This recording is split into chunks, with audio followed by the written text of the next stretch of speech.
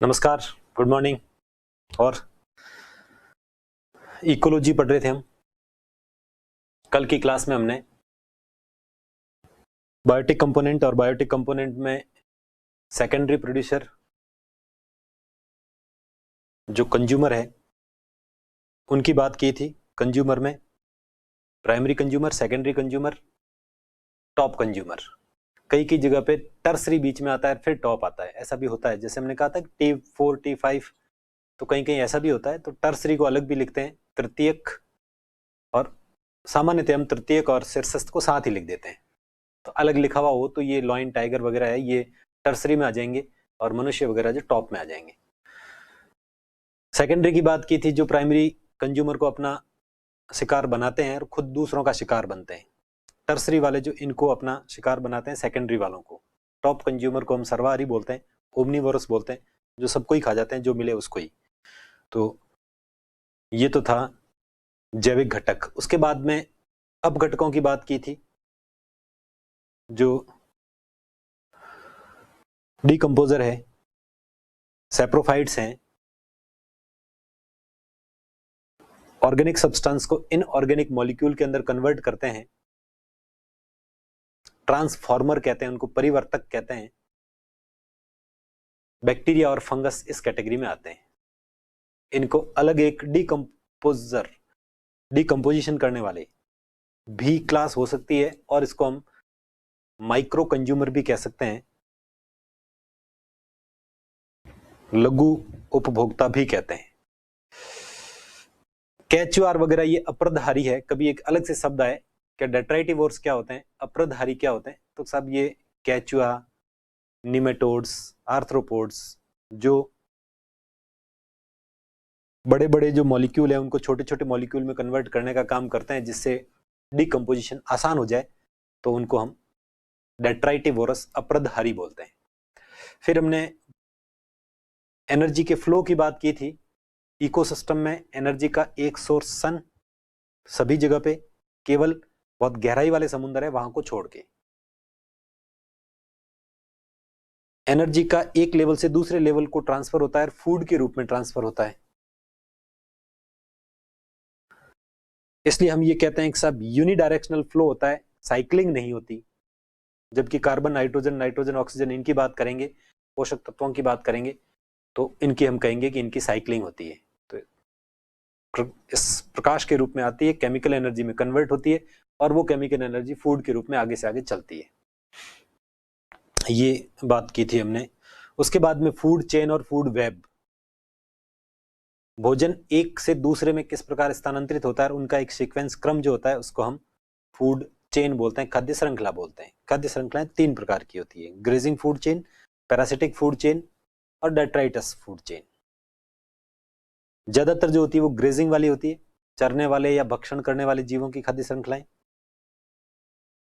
परजीवी, जिसमें होस्ट और पैरासाइट के रिलेशन को दिखाया गया है।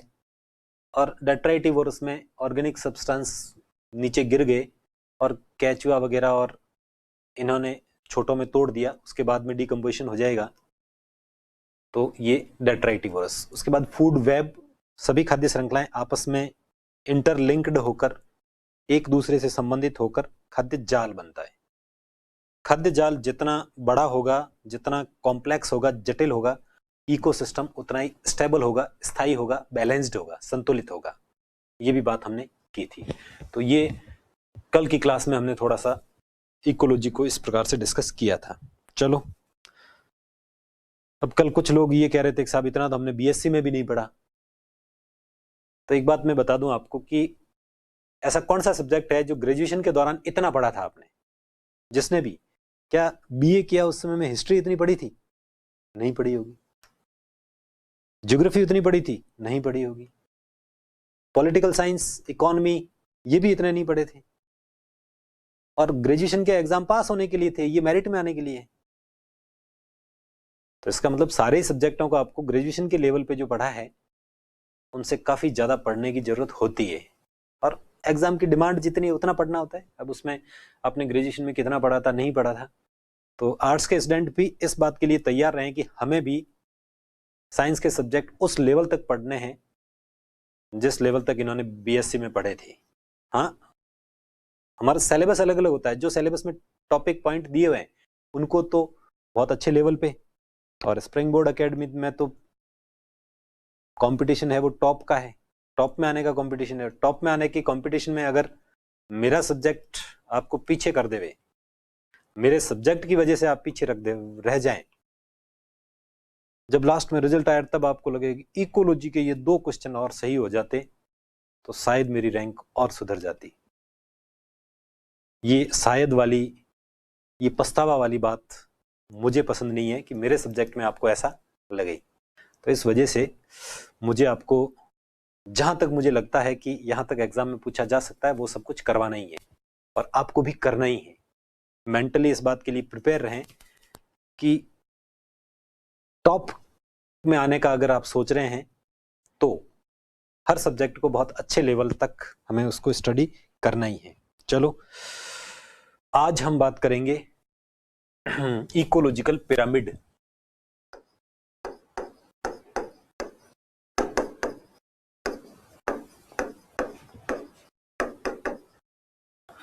पारिस्थितिकी तंत्र के स्तूप।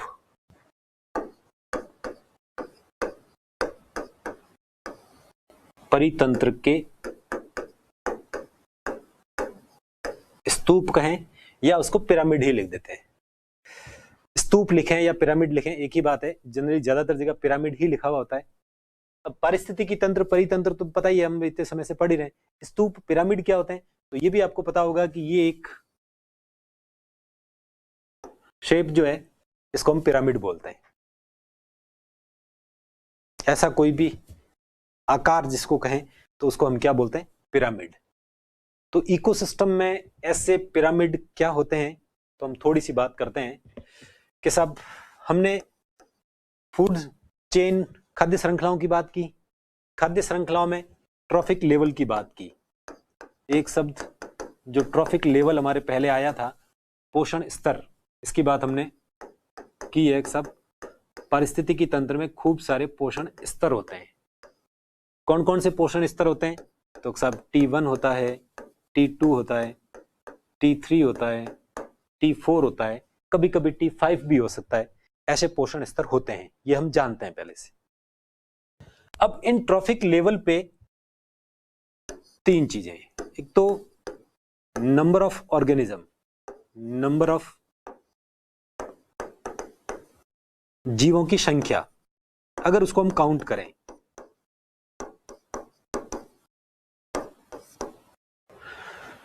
पारिस्थितिकी तंत्र जो है उसमें अलग अलग फूड, अलग अलग पोषण स्तर होते हैं, ट्रॉफिक लेवल होते हैं। उन ट्रॉफिक लेवल पे जीवों की संख्या अलग अलग होती है। अगर हम उसको काउंट करें, किसी भी एक इकोसिस्टम को ले लिया, सपोज हमने एक फॉरेस्ट को ले लिया, सपोज हमने एक घास के मैदान को ले लिया, सपोज हमने एक झील को ले लिया, और वहां पे हमने काउंटिंग की, संख्या के साथ उत्पादक कितने हैं। सपोज हमने एक घास का मैदान लिया और उसमें घास जो है, एक ये घास का उखाड़ा एक प्लांट है तो उसको 1 2 3 4 इस प्रकार से काउंट किए। फॉरेस्ट इकोसिस्टम में पेड़ों को काउंट किया, 1 पेड़ 2 3 4 कितने ट्री हैं। किसी जलीय पारिस्थितिकी तंत्र में देखें तो वहां पे फाइटोप्लैंक्टन तैर रहे हैं, उनको काउंट किया, संख्या देखी, इस पे संख्या कितनी है, इस पे संख्या कितनी है, इस पे कितनी है, इस पे कितनी है। यानी उत्पादक कितने हैं, प्राथमिक उपभोक्ता कितने हैं, द्वितीयक उपभोक्ता कितने हैं, तृतीयक उपभोक्ता कहें या टॉप कंज्यूमर कहें, वो कितने, उनकी संख्या को हम अगर काउंट करें तो हमें उसका आकार जो मिलेगा वो लगभग ऐसा मिलेगा। लगभग ऐसा का मतलब हमें T1 को हम सबसे नीचे रखते हैं, उसके बाद में T2 को रखते हैं, उसके बाद में T3 को रखते हैं, उसके बाद में T4 को रखते हैं। तो संख्या, एक घास का मैदान है, उसमें घास को हमने काउंट किया कि सब कितना है, उसकी संख्या सपोज मैंने लिख दी कि ये 10 लाख 20 लाख 50 लाख जो भी है। अब उसके बाद में उस घास को खाने वालों की संख्या उससे थोड़ी कम होगी तो उसको मैंने थोड़ा छोटा बार बना दिया। उसके बाद में अगर मैंने की तो उससे भी थोड़ी कम होगी तो उसको बना दिया। सबसे लास्ट इनको खाने वालों की अगर देखें तो ये, तो इसको एक शेप दें तो ये क्या हो गया, पिरामिड। तो कुल मिला के 3 चीजें देखी जाती है, एक जीवों की संख्या कहें नंबर, एक बायोमास, बायोमास का मतलब जैव भार क्या होता है आगे हम बात करेंगे, और तीसरा ऊर्जा।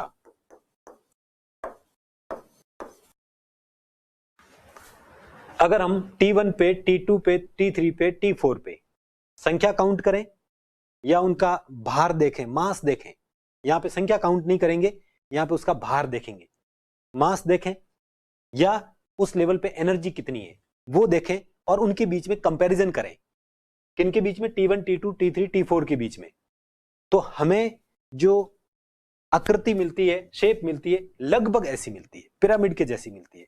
इन्हीं को हम एक प्रकार से क्या बोलते हैं, पारिस्थितिकी तंत्र के पिरामिड। पारिस्थितिकी तंत्र के पिरामिड क्या है, तो साहब ये एक प्रकार का ग्राफिकल रिप्रेजेंटेशन है, ग्राफ के द्वारा प्रदर्शन है। किसका प्रदर्शन है, संख्याओं का अंतर, विभिन्न पोषण स्तर पे मिलने वाले जीवों की संख्या का अंतर, difference of number of living organism at every trophic level. इसी तरीके से बात करें biomass, it is graphical representation of difference of biomass at every trophic level. यहां पे टोटल भार कितना है, यहां पे टोटल भार कितना है, यहां पे कितना है, यहां पे कितना है। अब अलग अलग का अलग अलग होगा, घास के मैदान का अलग होगा, फॉरेस्ट का अलग होगा, एक झील का अलग होगा। तो बायोमास देखें, एनर्जी देखें, इन तीनों के डिफरेंस को अगर ग्राफ के द्वारा हम रिप्रेजेंट करें तो हमें जो आकृति मिलती है लगभग पिरामिड के जैसी है, स्तूप के जैसी आकृति मिलती है। इसी को हम एक प्रकार से पारिस्थितिकी तंत्र के पिरामिड कहते हैं। कभी भी ये पूछा जाए कि इकोलॉजी के पिरामिड क्या होते हैं, तो मतलब पिरामिड के जैसा आकार मिलता है, किसका मिलता है, सब ट्रॉफिक लेवल के बीच में हम डिफरेंस देखते हैं, कितना डिफरेंस है, और उसको ग्राफ के द्वारा रिप्रेजेंट करते हैं, तो ऐसी आकृति मिलती है, उसको हम पारिस्थितिकी तंत्र के पिरामिड, इकोलॉजिकल पिरामिड कहते हैं। तो मेरे ख्याल से समझ में आ ही गया होगा कि ये एक प्रकार से संख्याएं देखते हैं या भार देखते हैं या ऊर्जा देखते हैं, टोटल उत्पादकों की संख्या कितनी है, टोटल उत्पादकों का भार कितना है, टोटल प्राथमिक उपभोक्ताओं की संख्या कितनी है, टोटल प्राथमिक उपभोक्ताओं का भार कितना है, द्वितीयक का भार कितना है, टॉप का भार कितना है, और उनको ग्राफ के द्वारा हम अगर बताएं तो वो ग्राफ हमें दिखेंगे, वो लगभग ऐसे दिखेंगे, इसलिए हम इनको इकोलॉजी के पिरामिड बोलते हैं। तो पहली बात तो ये कि इन तीनों के बीच, इन तीनों तरह का डिफरेंस जो है वो दिखाया जाता है। एक बात तो आपको ये पता हुई। दूसरी बात, जब भी हम पिरामिड बनाते हैं तो आधार पे, बेस पे हमेशा जो बनाएंगे T1 रखेंगे। तो प्रोड्यूसर जो है, उत्पादक जो है, वो हमेशा कहां पे होंगे, आधार पे। They are always kept on base. कभी भी सपोज हम ऐसे उल्टा भी कहीं पिरामिड बनता है तो ऐसा नहीं है कि T1 यहां नहीं रखेंगे, ये ऊपर नहीं रखेंगे, ये अगर रखते हैं तो हम गलत हो जाएगा। यानी जब भी चाहे उल्टा हो चाहे सीधा हो, जैसा भी पिरामिड बने, सपोज ऐसा भी बनता है तो भी सबसे नीचे हमेशा होगा T1, T2, T3, T4। तो बेस पे T1 हमेशा जो होगा, चाहे उल्टा पिरामिड बने चाहे सीधा बने, प्रोड्यूसर को हमेशा आधार पे रखा जाता है, बेस पे रखा जाता है, नीचे रखा जाता है। बस इस बात को हमेशा ध्यान में रखना होता है कि जब भी हम पिरामिड वगैरह बनाते हैं तो प्रोड्यूसर को कहां पे रखेंगे, प्रोड्यूसर को हमेशा बेस पे रखेंगे, आधार पे रखेंगे। दूसरी बात हमें ये ध्यान होनी चाहिए, ठीक है साहब। तीसरी बात इसकी जो है वो ये है कि एक साइंटिस्ट का नाम आता है चार्ल्स इल्टोनियन, चार्ल्स इल्टन।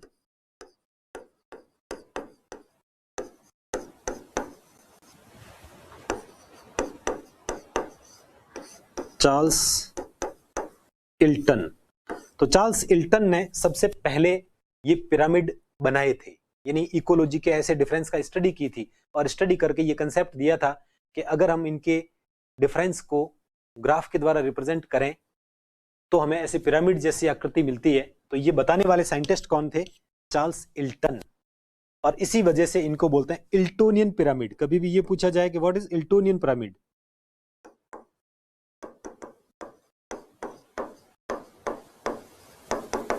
तो कभी भी आपको इल्टोनियन पिरामिड कहे तो इल्टोनियन पिरामिड मतलब ये इकोसिस्टम के जो पिरामिड है इन्हीं की बात की जा रही है, क्योंकि इनको सबसे पहले जो बनाया था वो किसने बनाया था? इस इल्टन ने बनाया था। ओके, एक बात, जैसे फूड चेन में हम डीकंपोजर को शामिल नहीं करते हैं, अपघटकों को शामिल नहीं करते हैं, वैसे कि वैसे यहां भी ऐसा नहीं है कि T4 के बाद में अपघटक लिखेंगे, ऐसा नहीं होगा। तो पिरामिड में भी, फूड चेन में और पिरामिड दोनों में डीकंपोजर कहें, अपघटक कहें, बैक्टीरिया, फंगस कहें, इनको हम शामिल नहीं करते हैं। तो पारिस्थितिकी तंत्र के पिरामिड में भी बैक्टीरिया, फंगस को या डीकंपोजर को शामिल नहीं किया जाता है। बात नंबर 4। पांचवी बात इसमें ये लिखते हैं कि ज्यादातर पिरामिड जो बनते हैं वो सीधे ही बनते हैं। संख्या भी अगर हम देखेंगे तो उत्पादकों की जितनी संख्या होती है उससे प्राथमिक उपभोक्ताओं की कम होगी। प्राथमिक उपभोक्ताओं की तुलना में द्वितीयक उत्पादक, सेकेंडरी कंज्यूमर जो है उनकी संख्या कम होगी।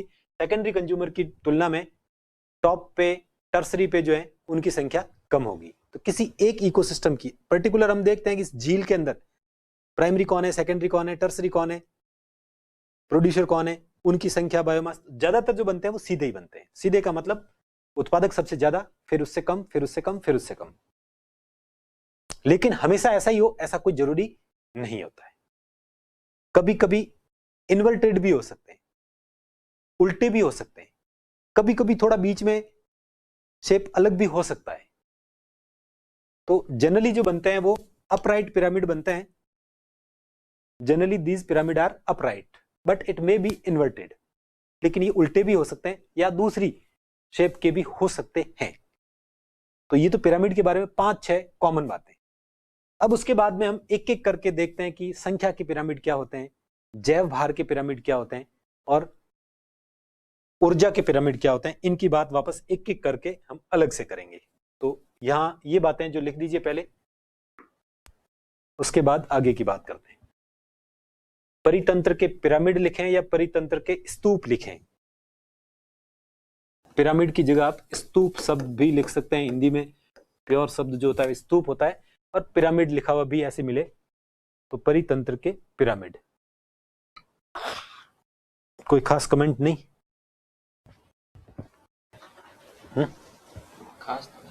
खास तो नहीं, खास हो तो ही बताया करो।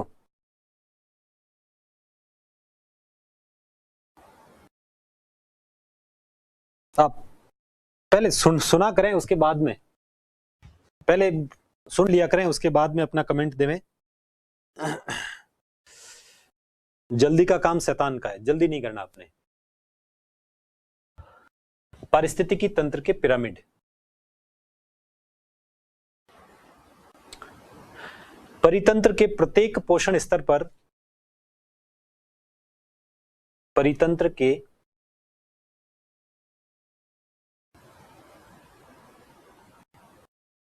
प्रत्येक पोषण स्तर पर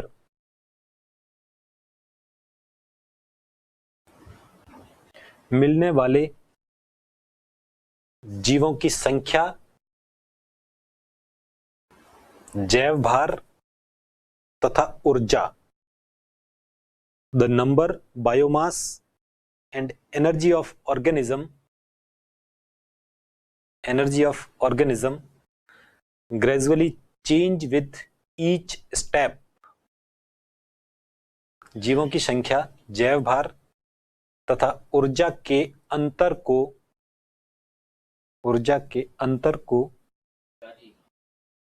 हाँ, बस सब ये फंक्शन ही चल रहे हैं, आगे जो है सब फंक्शन ही है।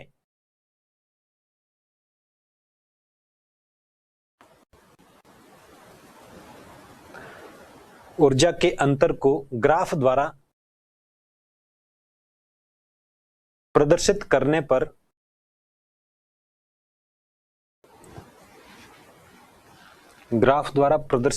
पर पिरामिड की आकृति प्राप्त होती है। The number, biomass and energy of organism gradually change with each step from the producer level to the consumer level, and the diagrammatic representation assume a pyramid shape. Pyramid की आकृति प्राप्त होती है, इसे ही परितंत्र के पिरामिड कहते हैं।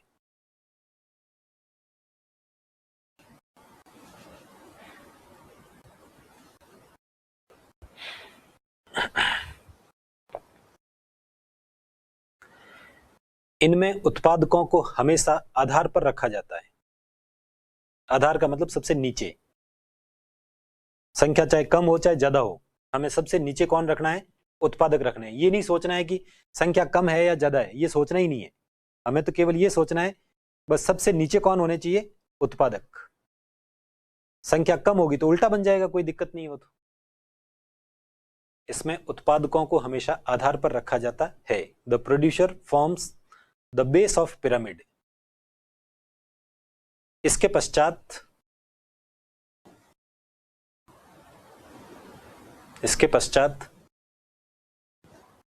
प्राथमिक, द्वितीयक व तृतीयक उपभोक्ताओं को रखा जाता है। The producer form the base of pyramid and the top carnivore form the tip and other consumer trophic level are in between. बीच वाले बीच में होते हैं।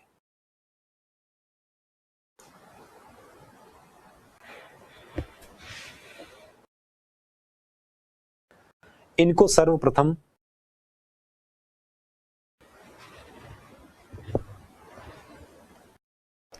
सर्वप्रथम Charles Elton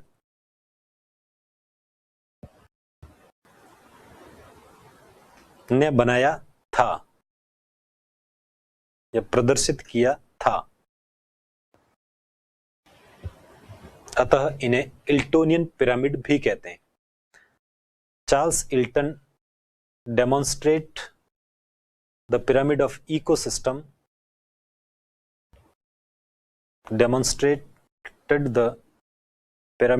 ecosystem for the first time, so also known as Iltonian pyramid। इसलिए इल्टोनियन pyramid भी कहते हैं। ये पिरामिड सामान्यतः सीधे होते हैं। Generally, these pyramid are upright।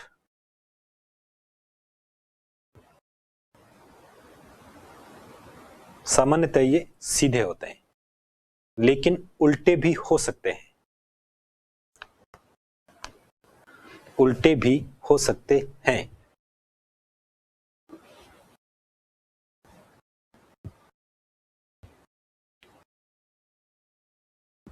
अगली बात है अपघटकों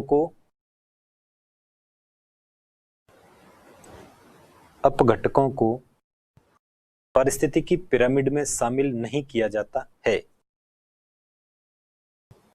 decomposer are not include in ecological pyramid. Decomposer are not include in ecological pyramid. पारिस्थितिकी पिरामिड में शामिल नहीं किया जाता है। तो यहां 2-3 बातें हमने सीखी है कि सब इनका ग्राफिकल रिप्रेजेंटेशन करेंगे तो वो पिरामिड की आकृति बनेगी। अब लिखें, पिरामिड 3 प्रकार के होते हैं।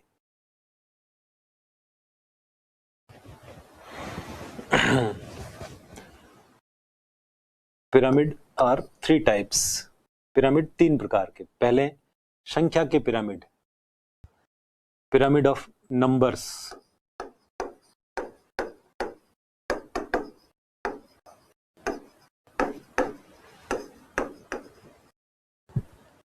संख्या के पिरामिड।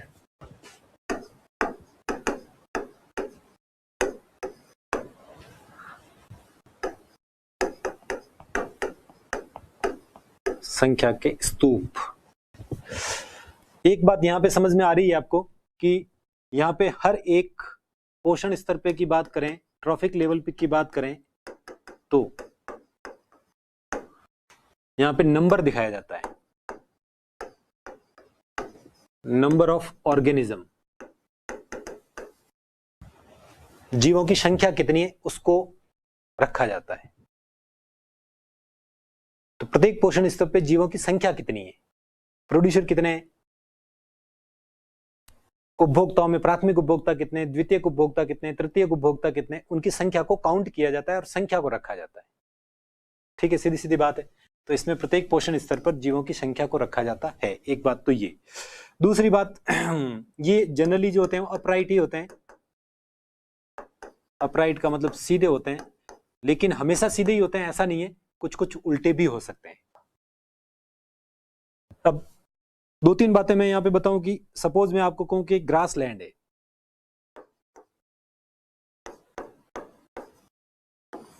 एक घास का मैदान कहें, और वहां पे घास के कितने तिनके हैं उन सबको काउंट किया जाए,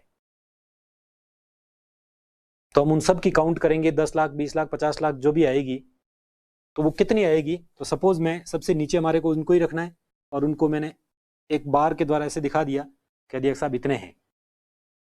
सपोज मैंने 10 लाख कह दिया, 10 लाख है, ठीक है साहब। अब उस घास को खाने वाले खरगोश है, हिरण है, और भी जो जो उस घास को खाते हैं, उनकी अगर संख्या कम काउंट करेंगे हम, तो मोटा आइडिया यही आएगा कि संख्या उनसे तो थोड़ी कम ही होगी, उनसे थोड़ी कम ही होगी। तो हम उसको थोड़ा उससे छोटा ये बार बना दिया। फिर हम कहेंगे कि उन खरगोश को, हिरण को, जो भी ये बकरी है, भेड़ है, जो ये खाने वाले हैं, उनको वापस खाने वाले मांसाहारी कितने, उनकी अगर संख्या काउंट करेंगे तो ये उससे थोड़ी कम ही होगी। कितनी कम होती वो अलग बात, लेकिन कम ही होगी, ये तय है। और वापस उनको टॉप वाले, टर्सरी वाले कहें,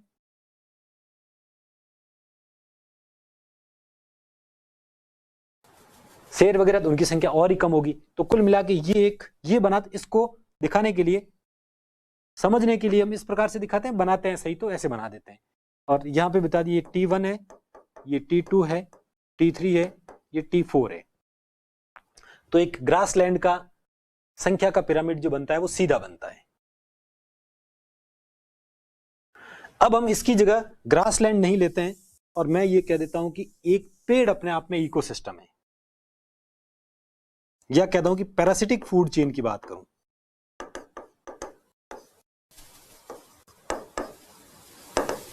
परजीवी खाद्य श्रृंखला कहें, और एक ट्री अपने आप में पूरा एक इकोसिस्टम कहते हैं कि एक पेड़ है।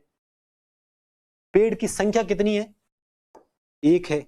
एक को सपोज मैंने इतना ऐसे करके दिखा दिया, ये T1 है, क्या है ये, पेड़।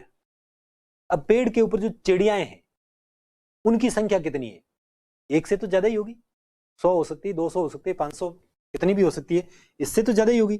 इससे ज्यादा होगी तो इसका जो ये, इससे तो बड़ा ही बनेगा,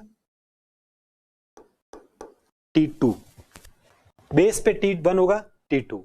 अब चिड़ियाओं के ऊपर वापस, हर एक चिड़िया के ऊपर कितने ही टिक्स हो सकते हैं, कितने ही माइट्स हो सकते हैं, तो उनकी संख्या, उन चिड़ियाओं की जितनी संख्या है उससे तो ज्यादा ही होगी, उससे ज्यादा होगी। ये T3 हो गया। अगर मैं कहूं कि वो जो टिक्स है उनके भी पेट में वापस कीड़े खूब सारे होते हैं, हाइपर पैरासाइट कह दें, 3 तक वो मान लें तो भी यार, T4 तक भी अगर मान लें हाइपर पैरासाइट तक, तो उनकी संख्या उससे भी ज्यादा होगी। ये एक प्रकार से जो पिरामिड बना, ये उल्टा बना। ये कैसा बना, उल्टा उल्टा बन गया। यहां पे T1 ले लिया हमने, T2 ले लिया, T3 ले लिया, और ये T4 ले लिया, या T3 तक माने तो T3 तक भी मान ले। तो कुल मिला के परजीवी खाद्य श्रृंखला का संख्या का पिरामिड जो होता है वो हमेशा उल्टा होता है। या कहें कि एक पेड़ अपने आप में एक इकोसिस्टम है, तो इसका पिरामिड जो बनेगा उल्टा बनेगा। ठीक है सब। तो दूसरा पिरामिड अपन ने एग्जांपल ये दे दिया। अब मैं एक दूसरी फूड चेन लेता हूं, ये कहता हूं कि साहब ये एक पेड़ है T1। दूसरा कहूं कि इस पेड़ को खाने वाली चिड़ियाएं जो है गिलेरियां, ये T2 हो गया। अब मैं यहां पे परजीवी पैरासाइट नहीं लेता हूं, और इन चिड़ियाओं को खाने वाले कुछ मांसाहारी पक्षी भी होते हैं जो इनको खा जाते हैं, उनकी संख्या लूंगा तो वो इससे थोड़ी कम ही होगी, इससे थोड़ी कम होगी, तो ऐसा बनेगा, इसको हम स्पिंडल सेफ कह सकते हैं। यहां पे मैंने लिया है पक्षियों को खाने वाले बड़े पक्षी, जो उनको बाज वगैरह होता है जो इनको पकड़ के खा जाते हैं, तो मांसाहारी पक्षी, कार्निवोर।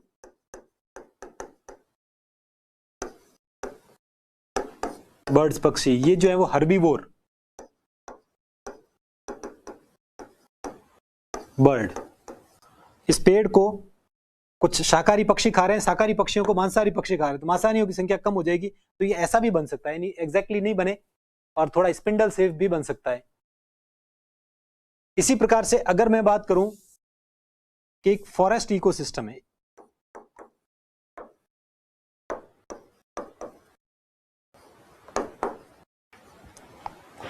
एक वन है, वन है, गहरा वन है, काफी अच्छा खासा, उसमें पेड़ों की संख्या काउंट करें। सपोज मैंने कह दिया कि पेड़ इतने हैं। अब वन इकोसिस्टम है, अंदर नीचे छोटी छोटी झाड़ियां वगैरह है नहीं, बड़े बड़े पेड़ ही हैं। तो उस बड़े बड़े पेड़ हैं, अब उन पेड़ों को खाने वाले की संख्या अगर काउंट करें, उन पेड़ों को खाने वाले जानवर भी हैं, खरगोश भी है, हिरण भी है, हाथी भी है, वो भी है। अब उनके ऊपर गिलहरियां रहती है, खूब सारी गिलहरियां भी है। उनके ऊपर पक्षी हैं, वो भी पेड़ों को खाते हैं, तो पक्षी भी हैं। उन सब की अगर संख्या काउंट करें तो इन पेड़ों से थोड़ी सी वो ज्यादा आ जाती है।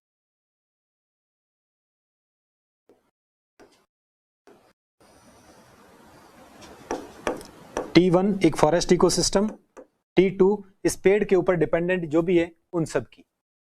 अब वापस इनको खाने वालों की संख्या वापस थोड़ी कम हो जाएगी, और उनको खाने वालों की T3, T4। तो ऐसा भी पिरामिड बन सकता है, इसको बोलते हैं डंबल सेफ। तो हमेशा सीधे और उल्टे ही बने ऐसा भी कोई जरूरी नहीं, थोड़ा डंबल सेफ भी हो सकता है, स्पिंडल सेफ भी हो सकता है, तो अलग अलग तरीके के भी बन सकते हैं। तो हमें यह ध्यान में रखना है कि फॉरेस्ट इकोसिस्टम का जो बनता है वो एक डंबल के आकार का, यानी इधर से और इधर से छोटा है और बीच में से ये बड़ा है। तो एक हम एक ढोलक वगैरह जो होता है वैसा कुछ बन सकता है। तो संख्या की पिरामिड अलग अलग तरीके के ऐसे ऐसे बन सकते हैं। हम थोड़ा सा अगर दिमाग को ब्रॉड रख के सोचेंगे कि इनकी संख्या कितनी होगी, इनकी संख्या कितनी होगी, तो लगभग हम वहां पे पहुंच जाएंगे। ओके, यहां पे एक बात कि ये सारे के सारे संख्या के पिरामिड एक चीज प्रदर्शित करते हैं। क्या प्रदर्शित करते हैं? एक शब्द आता है बायोटिक पोटेंशियल। बायोटिक पोटेंशियल, जैविक क्षमता।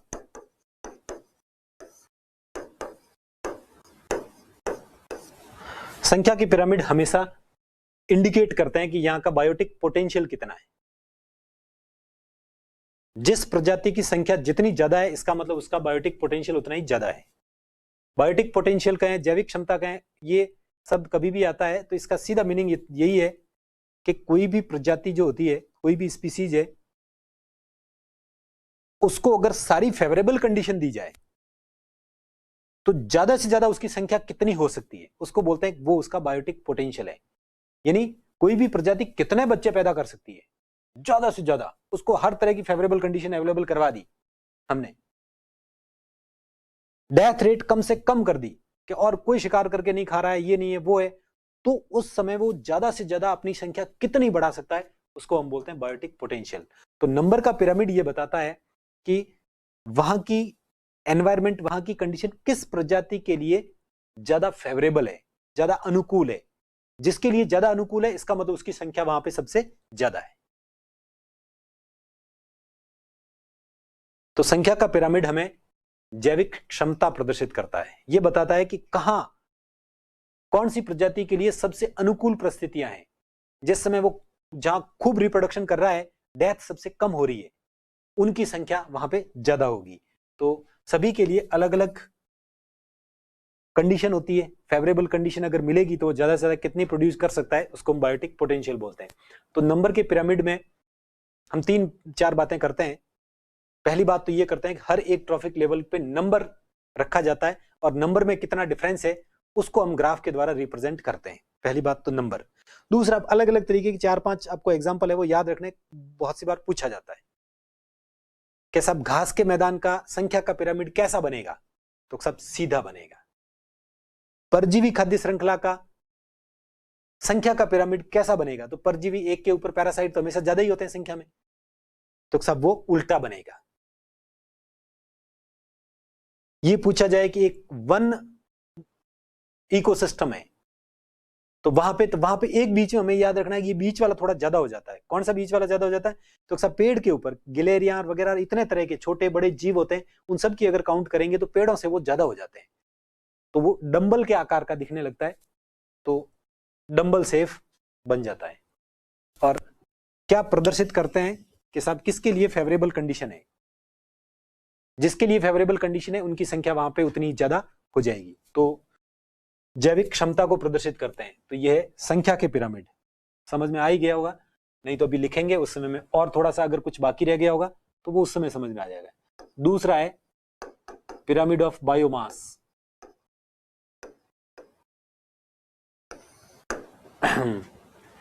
तो पिरामिड ऑफ बायोमास ही लिखें, पिरामिड ऑफ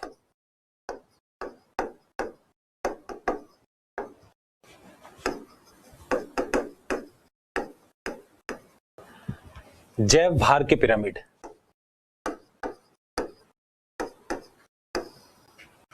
जैव भार के स्तूप। बायोमास की पिरामिड की बात हो गई, अब बात करते हैं बायोमास की। अब एक शब्द हमें बायोमास पता होना चाहिए कि क्या होता है। वैसे तो नाम से ही पता चल रहा है जैव और भार, जैविक पदार्थों का भार। सिंपल भाषा में तो कहें तो क्या, जैविक पदार्थों का भार। जैविक पदार्थ को हम बोलते हैं कि living organic substance, living organic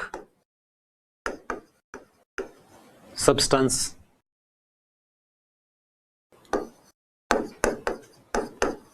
जैविक कार्बनिक पदार्थ। कार्बनिक पदार्थ और अकार्बनिक पदार्थ दो तरह के होते हैं सामान्यतः, जिसमें कार्बन और हाइड्रोजन का बॉन्डिंग जहां होता है उसको हम कार्बनिक पदार्थ बोलते हैं। कार्बन हाइड्रोजन दोनों जिसमें उपस्थित हो और दोनों के बीच में बंध बन रहा हो तो उसको हम बोलते हैं ऑर्गेनिक सब्सटेंस।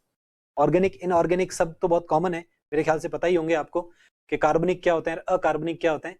तो जिसमें कार्बन होता है, कार्बन में भी विशेष रूप से थोड़ा उसको स्पेसिफाई करके देखते हैं तो हम कहते हैं कार्बन हाइड्रोजन के बीच में बॉन्डिंग जहां बनती है वहां पे उसको हम बोलते हैं कार्बनिक पदार्थ। हमारा ये जो शरीर है, इस शरीर में पानी जो है वो सबसे ज्यादा होता है, जिसका फॉर्मूला H2O है।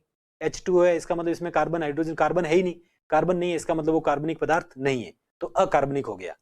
उसके अलावा प्रोटीन है, कार्बनिक पदार्थ है। कार्बोहाइड्रेट, हमारा जो शरीर, हड्डियां हो चाहे मसल्स हो चाहे स्किन हो, ये सब जो बनती है वो मेनली प्रोटीन से बनती है, तो प्रोटीन एक कार्बनिक पदार्थ है। तो कार्बनिक पदार्थ, हमारे जीवों के अंदर जो कार्बनिक पदार्थ है उनका भार कितना है, या हम सीधा सीधा ये कह देते हैं ड्राई वेट। और आपको कुछ पता नहीं है तो शुष्क भार। ड्राई का मतलब सूखा होता है, पानी को निकाल दें। सपोज मैं ये कहूं कि मेरा ये शरीर है और ये मान लीजिए कि 100 किलो का है, 100 kg, और मेरे इस शरीर में 70% पानी है, 75% पानी है मान लीजिए, तो मेरा ड्राई वेट कितना हुआ, 25 किलो। तो मेरा बायोमास कितना हुआ, 25 किलो। तो बायोमास क्या होता है, तो बायोमास के लिए एक शब्द तो हम कहते हैं, एक शब्द जैविक कार्बनिक पदार्थ की मात्रा बायोमास कहलाती है। The amount of living organic substance is known as biomass. फिर भी समझ में नहीं आया कि ये भी टेक्निकल शब्द है, अब क्या पता क्या है, तो हम कहते हैं सूखा भार। सूखा भार तो कह ही सकते हैं। सूखा भार का मतलब पानी को निकाल दो, बाकी वाला क्योंकि बाकी वाले जो है वो थोड़े से, बाकी वाले अकार्बनिक थोड़े से ही होते हैं। तो सूखा भार कितना है हमारा? तो ड्राई वेट, कभी भी पूछा जाए बायोमास का मीनिंग क्या होता है, तो एक शब्द में हम कहेंगे ड्राई वेट, सूखा भार। सूखा भार का मतलब, अब इससे सस्ता है वो, इससे आसान एग्जाम्पल कुछ हो नहीं सकता। उसके लिए मैंने अपने आप को 100 किलो का और बता दिया इजी करने के लिए। तो सपोज मेरा 100 किलो वजन है और उसमें 70 किलो पानी है, तो पीछे 30 किलो बचा, 30 किलो क्या है? मेरा बायोमास है। क्लियर? अब बायोमास भी समझ में नहीं आया तो बाहर ही मान लें बस। अपने तो सीधा सीधा बाहर ही देखना है कि यहाँ पे बायोमास के पिरामिड जो होते हैं उसमें हर एक ट्रॉफिक लेवल पे, पोषण स्तर पे भार देखा जाता है कि भार कितना है। संख्या काउंट नहीं करनी है, संख्या काउंट नहीं करनी है, भार देखना है। चलो सब, अब भार देख के हम सपोज करते हैं कि फॉरेस्ट इकोसिस्टम है।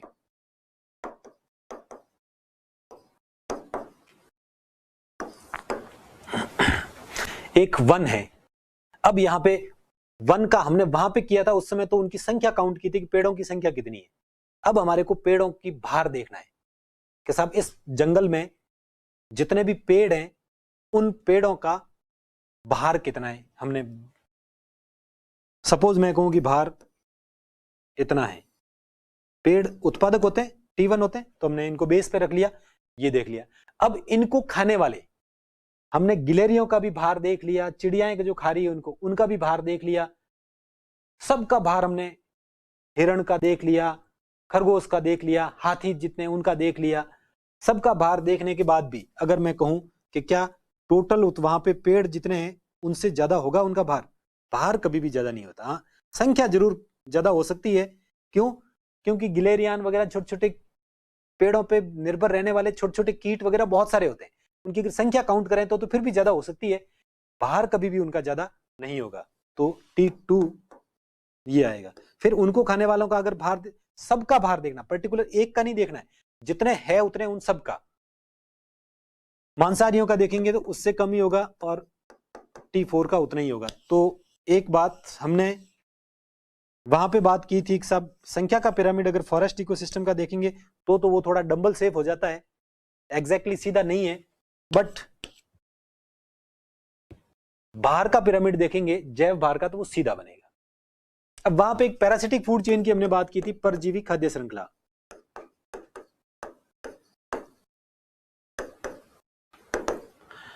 जब संख्या देखी थी तब तो हमने कहा था पेड़ की संख्या तो एक है, उससे चिड़ियाएं ज्यादा है।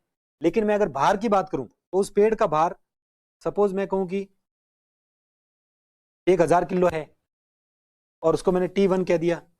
अब उनके ऊपर 1000 चिड़ियां हैं या 100 चिड़ियां हैं तो भी उस पेड़ से ज्यादा भार की नहीं होगी, हमेशा उनका भार उससे कम ही होगा। तो परजीवी खाद्य श्रृंखला का संख्या का पिरामिड अगर हम बनाएंगे तो उल्टा बनेगा, लेकिन अगर भार का पिरामिड बनाएंगे तो वो जो बनेगा वो सीधा बनेगा। तो पैरासिटिक फूड चेन भले हम T4 तक ले लें चाहे T3 तक लें, कैसा बनता है? सीधा बनता है। लेकिन अगर मैं आपको एक एक्वेटिक इकोसिस्टम की बात करूं, जलीय पारिस्थितिकी तंत्र की बात करूं,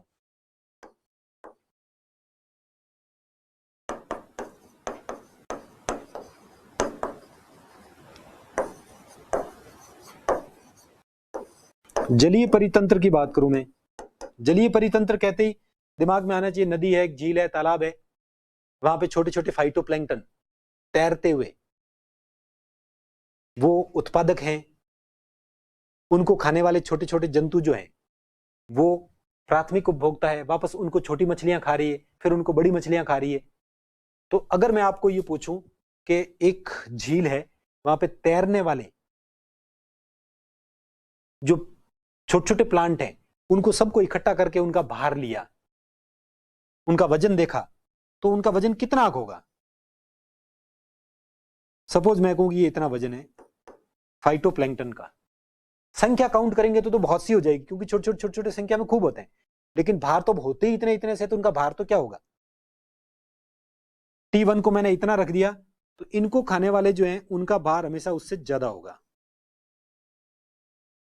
T2 उनको खाने वाली जो छोटी मछलियां हैं उनका अगर मैं भार देखूंगा तो उससे भी ज्यादा होगा, T3। और बड़ी बड़ी वेल वगैरह जो है इनका अगर भार देखेंगे सबका मिला के तो वो T4 हो जाएगा। तो कुल मिला के ये जो पिरामिड बना ये कैसा बना? इन्वर्टेड, उल्टा। तो एक्वेटिक इकोसिस्टम में बायोमास का पिरामिड जो बनता है वो उल्टा बनता है, लेकिन संख्या का पिरामिड इनका बनाया होता तो वो सीधा ही बनता, क्योंकि संख्या में तो फाइटोप्लैंक्टन छोटे छोटे होते हैं, खूब सारे होते हैं, संख्या काउंट करेंगे तो ज्यादा हो जाएंगे, लेकिन भार का पिरामिड तो बायोमास का पिरामिड में एक ये एग्जांपल मिलता है जो उल्टा पिरामिड बनता है। तो बायोमास का पिरामिड जब एक्वेटिक इकोसिस्टम का हो तो वो उल्टा बनता है। बायोमास की पिरामिड जब हम बनाते हैं तो उसमें सब ये क्या प्रदर्शित करते हैं? तो ये बायोमास को ही प्रदर्शित करते हैं। बायोमास के लिए एक शब्द आता है स्टैंडिंग क्रॉप। तो स्टैंडिंग स्टेट और स्टैंडिंग क्रॉप दो शब्द है जो आगे हम बात करेंगे।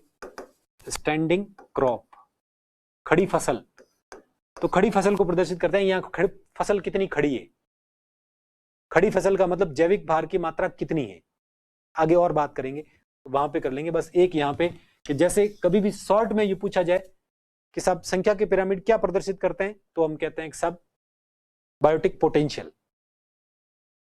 और ये कहीं ये पूछा जाए कि जैव भार के पिरामिड क्या प्रदर्शित करते हैं, तो हम कहेंगे तो सब ये स्टैंडिंग क्रॉप, खड़ी फसल को प्रदर्शित करते हैं। यहाँ पे खड़ी फसल कितनी है, यानी भार कितना है टोटल। तो दूसरे पिरामिड जो है वो बायोमास के पिरामिड। चलो इतना लिख दीजिए, फिर उसके बाद में हम एनर्जी की पिरामिड की बात करते हैं। तो पारिस्थितिकी तंत्र के पिरामिड 3 प्रकार के होते हैं, ये पहले शायद मेरे ख्याल से लिख लिया था। Ecological pyramid of 3 types. सबसे पहले लिखें पिरामिड ऑफ नंबर्स, संख्या के पिरामिड। थोड़ा सा ऐसे लिखा हुआ है, पहले ये लिख देंगे, फिर पास में हम ये एक बना देंगे।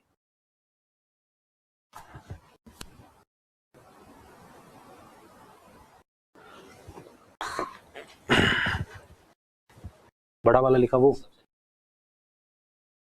फॉरेस्ट में भी एक्वेटिक जैसा ही कंसेप्ट होना चाहिए ना सर? कौन सा एक्वेटिक जैसा? फॉरेस्ट में किस में कह रहे हैं आप, संख्या में कह रहे हैं या?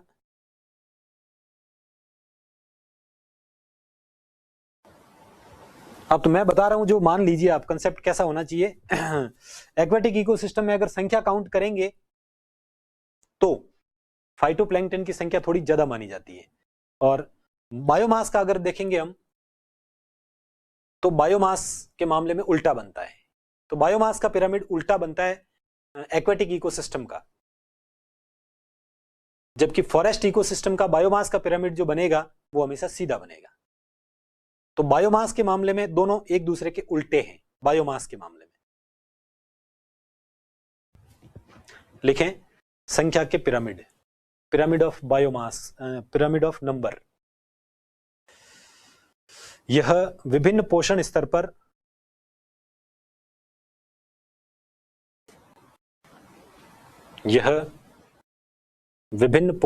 पर मिलने वाले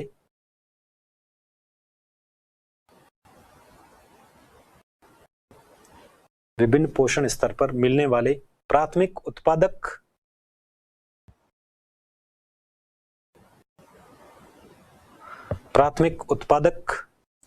व उपभोक्ताओं की संख्याओं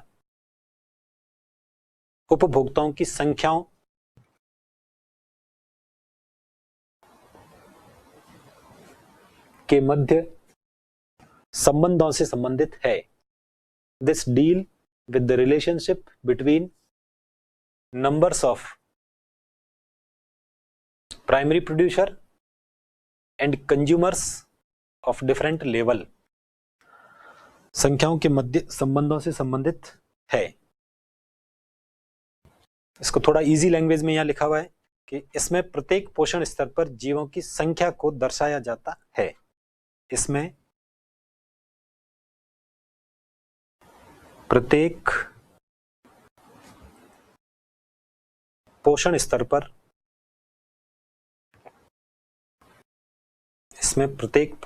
पर जीवों की संख्या को दर्शाया जाता है। It is graphical representation of total number of individuals of different species belonging to each trophic level in an ecosystem.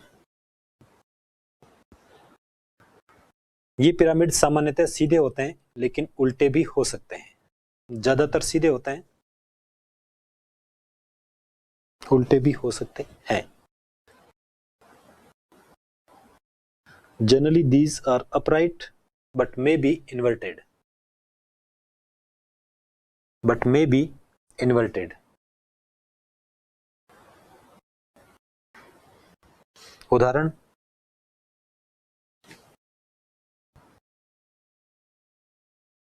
घास के मैदान का संख्या का पिरामिड सीधा होता है. ये घास का मैदान का एक संख्या का पिरामिड ये दे रखा है. तो producer, primary consumer, secondary consumer और टर्सरी कंज्यूमर. Upright pyramid.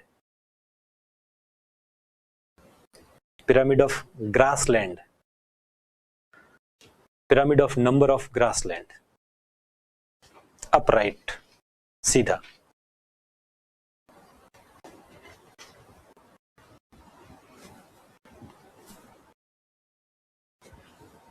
सीधा होता है. उत्पादक दो तरह के होते हैं, प्राथमिक और द्वितीयक.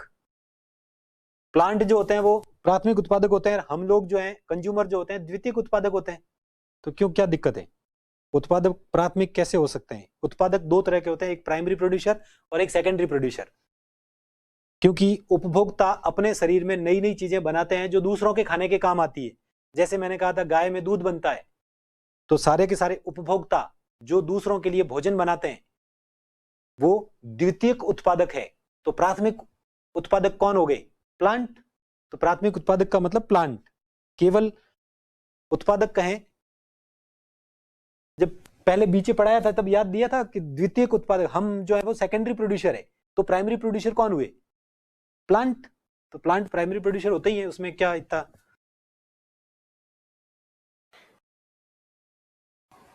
ये एक दिखा रखा है कि ये एक नंबर का पिरामिड, एक पेड़, उसके ऊपर उसको खाने वाली चिड़ियाएं, उन चिड़ियाओं के ऊपर बैठे हुए पैरासाइट, और इन पैरासाइट के खुद के पेट के अंदर और बाहर बैठे हुए हाइपर पैरासाइट. तो एक ये लिखें, परजीवी खाद्य श्रृंखला का संख्या का पिरामिड उल्टा बनता है. एक लाइन लिखें, परजीवी खाद्य श्रृंखला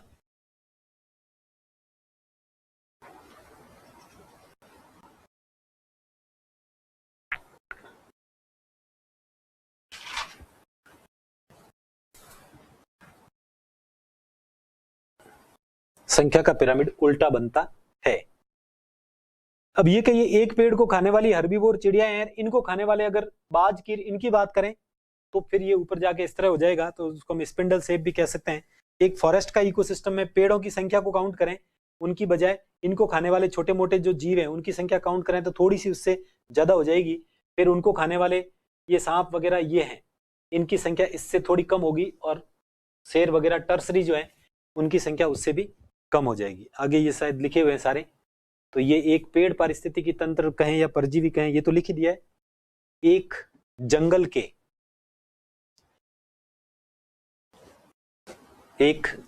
के या वन कहें या जंगल कहें, वन के पेड़ शाकाहारी व मांसाहारी, पेड़ शाकाहारी व मांसाहारी का पिरामिड डंबल शेप होता है. कभी पूछा जाएगा एक फॉरेस्ट इकोसिस्टम का संख्या का पिरामिड, तो डंबल, हिंदी में डंबल लिख देवें. Ecological pyramid of a forest consist tree,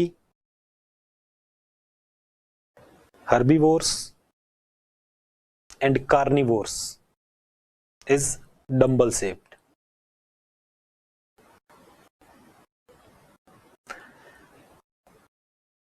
फिर लेकिन संख्या का पिरामिड जैविक क्षमता को प्रदर्शित करता है.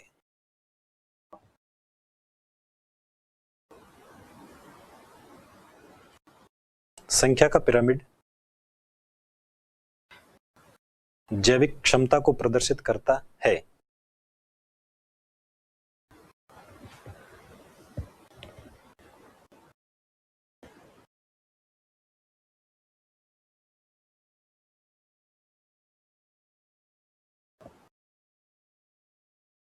अनुकूल परिस्थितियों में वो तो लिख दिया, ecological pyramid of numbers indicate the biotic potential. अनुकूल परिस्थितियों में किसी भी प्रजाति की अधिकतम संख्या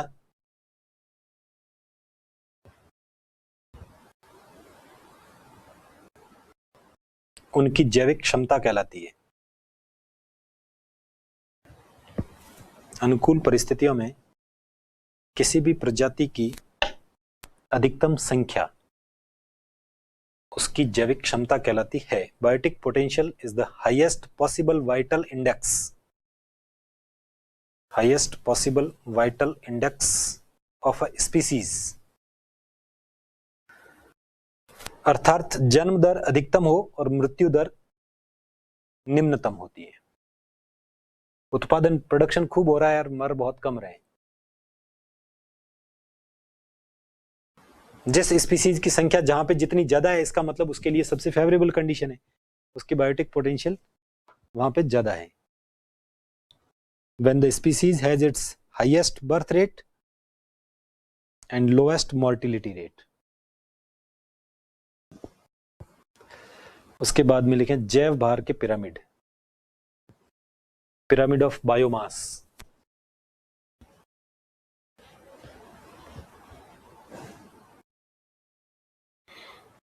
जैव भार के स्तूप लिखें या पिरामिड लिखें। अब जैव भार या बायोमास क्या होता है? किसी भी जीव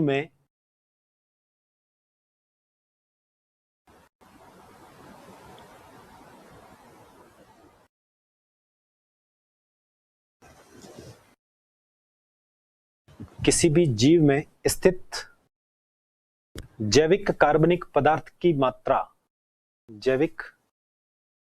किसी भी जीव में स्थित जैविक कार्बनिक पदार्थों की मात्रा, कोष्टक में लिख देते हैं शुष्क भार, ड्राई वेट, उसका जैव भार कहलाती है। टोटल ड्राई वेट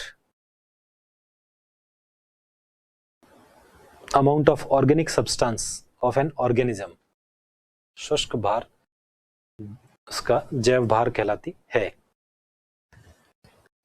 दूसरा फैक्ट लिखें, जैव भार के पिरामिड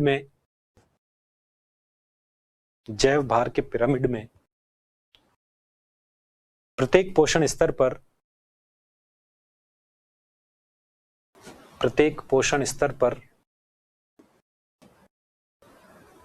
उपस्थित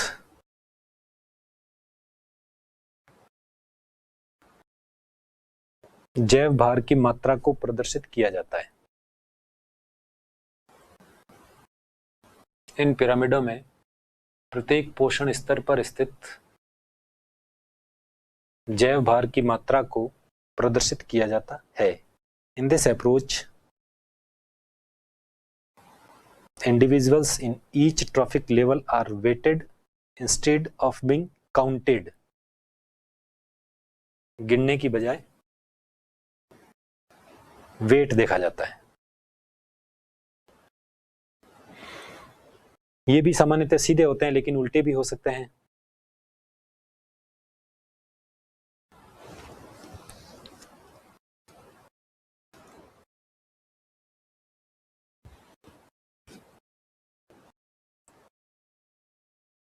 उदाहरण,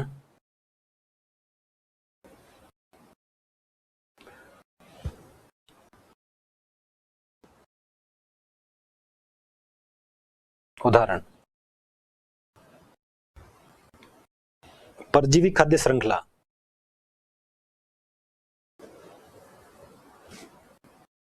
के जैव भार का पिरामिड सीधा होता है। परजीवी खाद्य श्रृंखला में नंबर का उल्टा बनाया था हमने, यहां पे उसका ये सीधा बनेगा। सीधा होता है। एक उल्टे का एग्जाम्पल एग्जाम में कई बार ये पूछा जाता है सीधा सीधा, जलीय परितंत्र के, तो वहां पे पहला तो है the ecological pyramid of parasitic food chain कहें या ट्री इकोसिस्टम कहें। ट्री इकोसिस्टम एक पैरासिटिक फूड चेन है, इज अपराइट, और pyramid of aquatic ecosystem is inverted. जलीय परितंत्र के जैव भार का पिरामिड उल्टा होता है।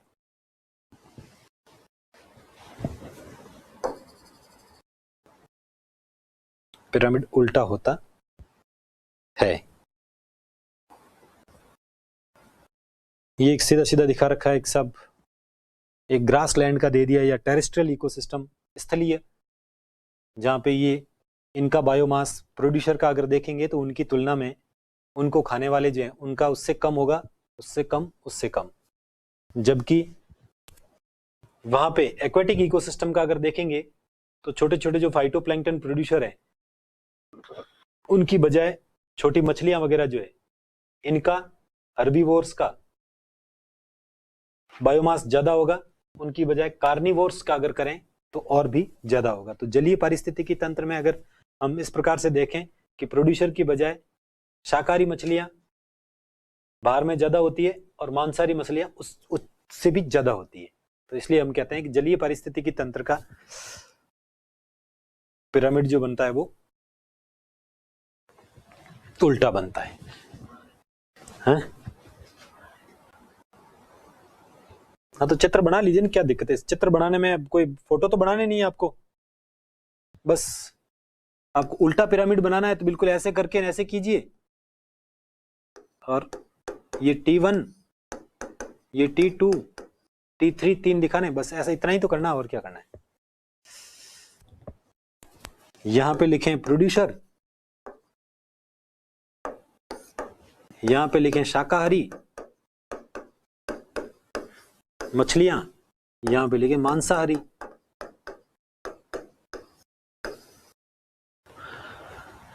मछलियां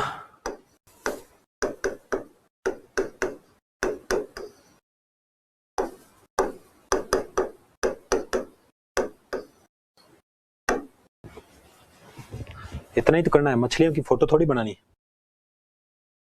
चलो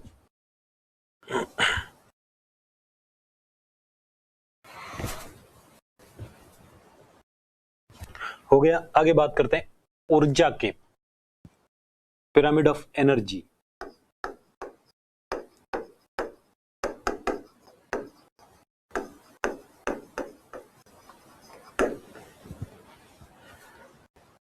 पिरामिड ऑफ एनर्जी, ऊर्जा के पिरामिड।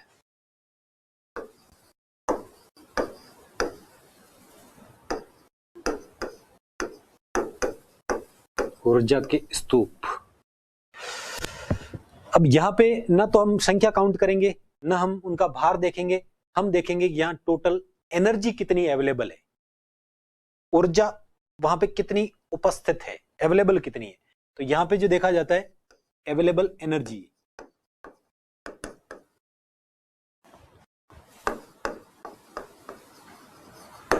अवेलेबल एनर्जी जो आगे वाले ट्रॉफिक लेवल को ट्रांसफर हो सकती है, आगे वाले ट्रॉफिक लेवल को ऊर्जा कितनी ट्रांसफर होने के लिए अवेलेबल है, उसको हम कहते हैं कि साहब यहां पे ऊर्जा को दिखाया जाता है। सिंपल सी बात करें तो हर एक प्रत्येक पोषण लेवल पे कितनी ऊर्जा उपस्थित है उसको हम यहां पे दिखाते हैं। एक बात ये।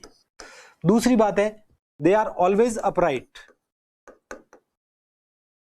ये हमेशा सीधे ही होंगे, इसमें उल्टे की कोई संभावना है ही नहीं। सीधा सीधा पूछा जाता है कि कौन से पिरामिड हमेशा सीधे ही बनते हैं, उल्टे कभी भी नहीं बनते। तो ये ऊर्जा के पिरामिड कभी भी उल्टे नहीं बनते। क्यों नहीं बनते? क्योंकि अगर मैं कहूं कि सन से जितनी लाइट एनर्जी आई है उस लाइट एनर्जी का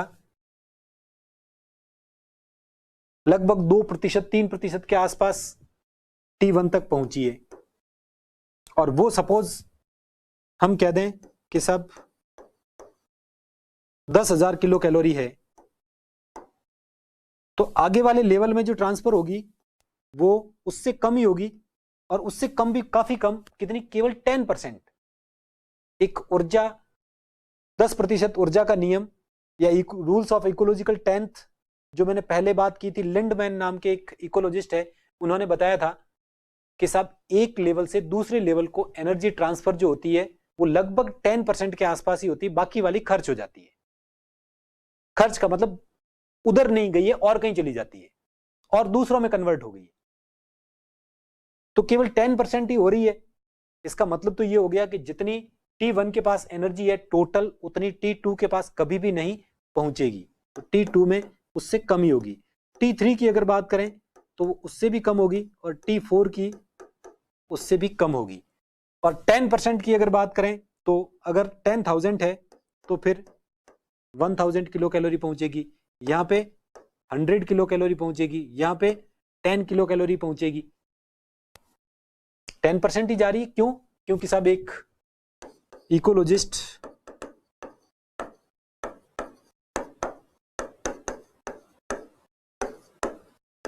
लिंडमैन, इन्होंने ये कहा था कि साहब एनर्जी जो ट्रांसफर होती है वो लगभग 10% एनर्जी एक लेवल से दूसरे लेवल को ट्रांसफर होती है, ज्यादा नहीं होती। बाकी वाली और दूसरे फॉर्म में कन्वर्ट हो जाती, दूसरों में चली जाती, आगे वाले लेवल तक नहीं पहुंचती है। इस वजह से हम ये कहते हैं कि साहब ये हमेशा बनेंगे। वो कैसे बनेंगे? सीधे ही बनेंगे, इसमें उल्टे की कोई संभावना नहीं है। चाहे कोई भी, चाहे पैरासिटिक फूड चेन को लें हम, चाहे फॉरेस्ट इकोसिस्टम को लें हम, ग्रासलैंड इकोसिस्टम को लें, चाहे एक्वेटिक इकोसिस्टम के लिए, कभी भी पूछा जाए कि जलीय पारिस्थितिकी तंत्र के ऊर्जा का पिरामिड कैसा बनता है, तो चाहे जलीय हो, चाहे फॉरेस्ट हो, चाहे ग्रासलैंड हो, सारे बनते हैं वो सीधे ही बनते हैं। They are always upright. क्यों? उसको एक्सप्लेन किसने किया? लिंडमैन ने। क्या कहा कि साहब 10% ऊर्जा ही ट्रांसफर होती है। इसको हम बोलते हैं रूल ऑफ इकोलॉजिकल टेंथ।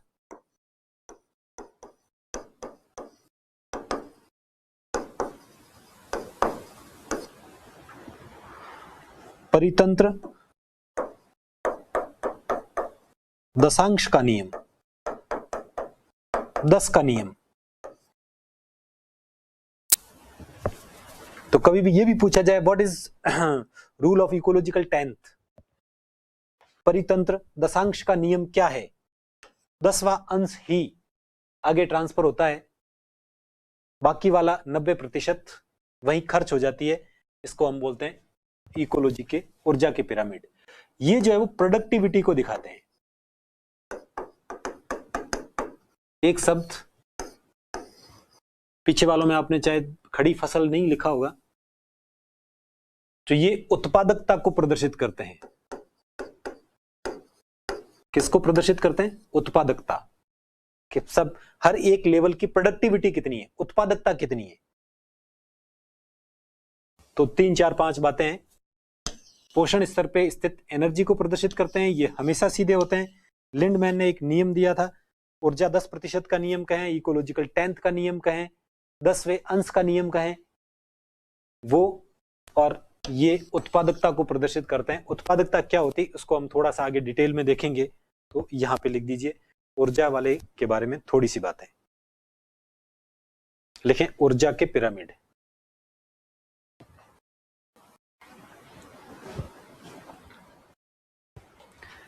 ऊर्जा के पिरामिड या ऊर्जा के स्तूप, इनमें प्रत्येक पोषण स्तर पर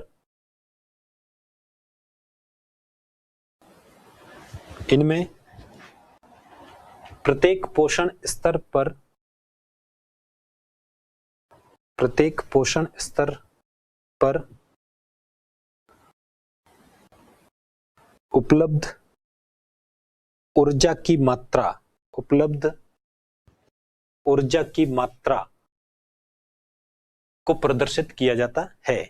in these pyramids total amount of energy available for use at every trophic level is indicated, को प्रदर्शित किया जाता है। ये पिरामिड सदैव सीधे होते हैं।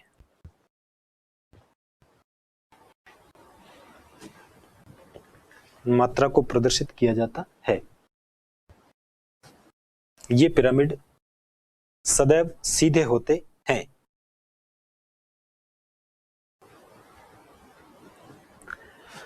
लिंडमैन के 10% ऊर्जा नियम के अनुसार, लिंडमैन के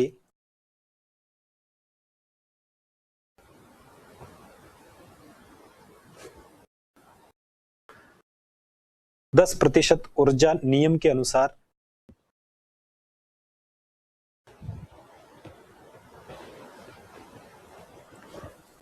एक पोषण स्तर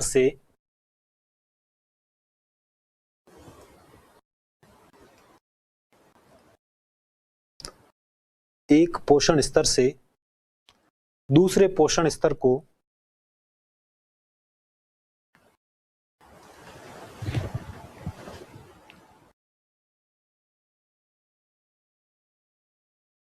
लगभग 10% ऊर्जा स्थानांतरित होती है। The pyramid of energy is always upright because only 10% of the energy of previous trophic level is received by next trophic level. लगभग 10% ऊर्जा स्थानांतरित होती है। शेष ऊर्जा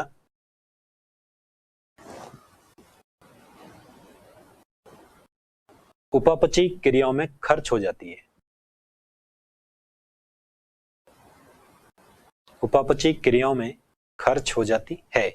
अब उपापचयी क्रियाओं का मतलब हमारे बॉडी के अंदर जो भी एक्टिविटी हो रही है, हमारे बॉडी के अंदर जो भी रासायनिक अभिक्रियाएं हो रही है, जिसमें कुछ पदार्थ बन रहे हैं, कुछ पदार्थ टूट रहे हैं, उनको हम सामूहिक रूप से क्या बोलते हैं? उपापचयी क्रियाएं। हमारे अंदर चलती रहती है, कई चीजें बनती है, कई चीजें टूटती है, तो उन बॉडी की एक्टिविटी के अंदर ये, जैसे मैं बोल रहा हूं तो एनर्जी खर्च कर रहा हूं, तो ये जो एनर्जी का प्रोडक्शन मेरे शरीर में हो रहा है वो उपापचयी क्रिया है। कोई नई प्रोटीन बन रही है तो वो उपापचयी क्रिया है।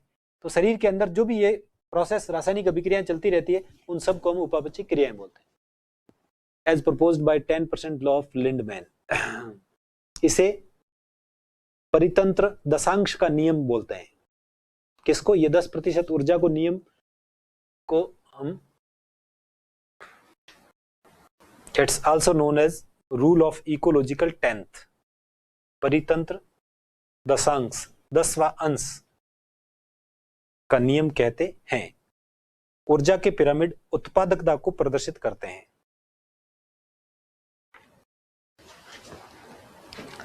ऊर्जा के पिरामिड उत्पादकता को प्रदर्शित करते हैं। Pyramid of energy indicates productivity. ये एक सीधा पिरामिड बना दीजिए। आपको ये दूसरे इधर उधर लिखी हुई वो कोई बातें लिखनी नहीं है, बस सीधा सीधा आपको ये इतना बनाना है। Primary producer, primary consumer, secondary consumer, tertiary consumer कहें या टॉप कंज्यूमर कहें। 100%, 10%, 1%, 0.1%, 0.1% कहें 10वां हिस्सा, या फिर मैंने जैसे 10,000 kilo calorie, 1,000 kilo calorie, 100 kilo calorie और 10 किलो कैलोरी ऐसे लिखें तो भी चलेगा। सन से जो आई है वो इन्होंने ली, उसके बाद में आगे कुछ का हीट के रूप में लॉस हो गया,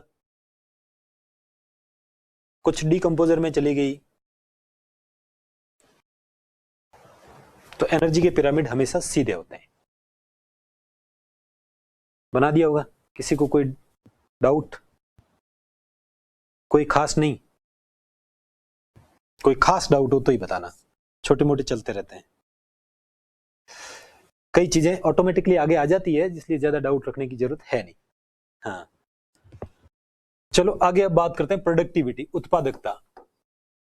इसी से निकला हुआ एक शब्द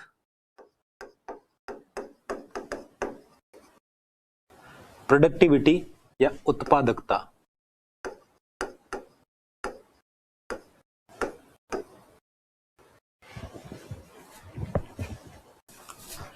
प्रोडक्टिविटी क्या होती है? तो सब इसको हम रेट ऑफ बायोमास प्रोडक्शन,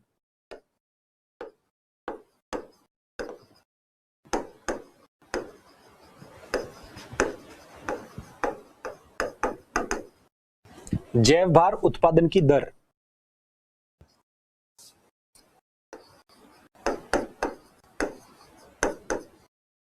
जैव भार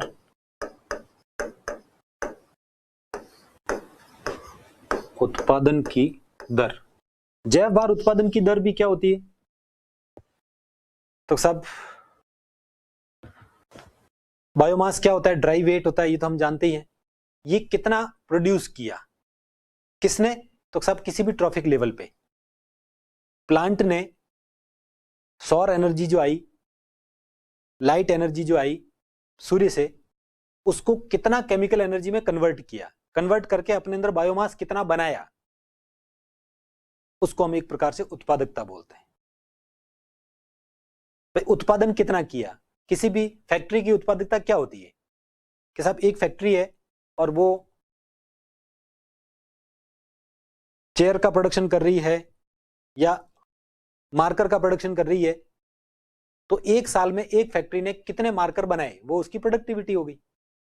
तो वैसे कि वैसे हम ये कहते हैं कि सूर्य से जो प्रकाश ऊर्जा आ रही है उसको उत्पादकों ने कितना रासायनिक ऊर्जा में परिवर्तित किया, वो उत्पादकों की या T1 की उत्पादकता होगी। ऐसे कैसे? अगर कंज्यूमर की बात करें तो कंज्यूमर ने जो T1 पे, पोषण स्तर 1 पे एनर्जी अवेलेबल थी, उसमें से कितनी एनर्जी को अपने अंदर नए बायोमास बनाने में काम में ली या नए बायोमास कितना बनाया, उसको हम उपभोक्ताओं की उत्पादकता बोल देते हैं। तो प्रोडक्टिविटी का मतलब सीधा सीधा इतना ही है कि बायोमास कितना प्रोड्यूस किया है आपने। तो जैव भार उत्पादन की दर उत्पादकता कहलाती है। It is rate of biomass production is known as productivity. Productivity दो तरह की होती है, एक होता है प्राइमरी प्रोडक्टिविटी,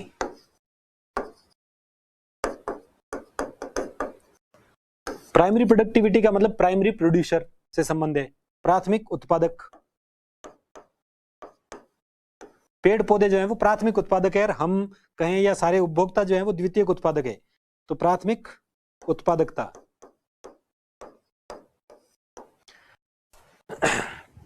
सन से जितनी प्रकाश कहें या लाइट एनर्जी कहें, वो लाइट एनर्जी जितनी आ रही है उस लाइट एनर्जी का कितना प्रतिशत भाग कहें या कितनी लाइट एनर्जी को केमिकल एनर्जी में,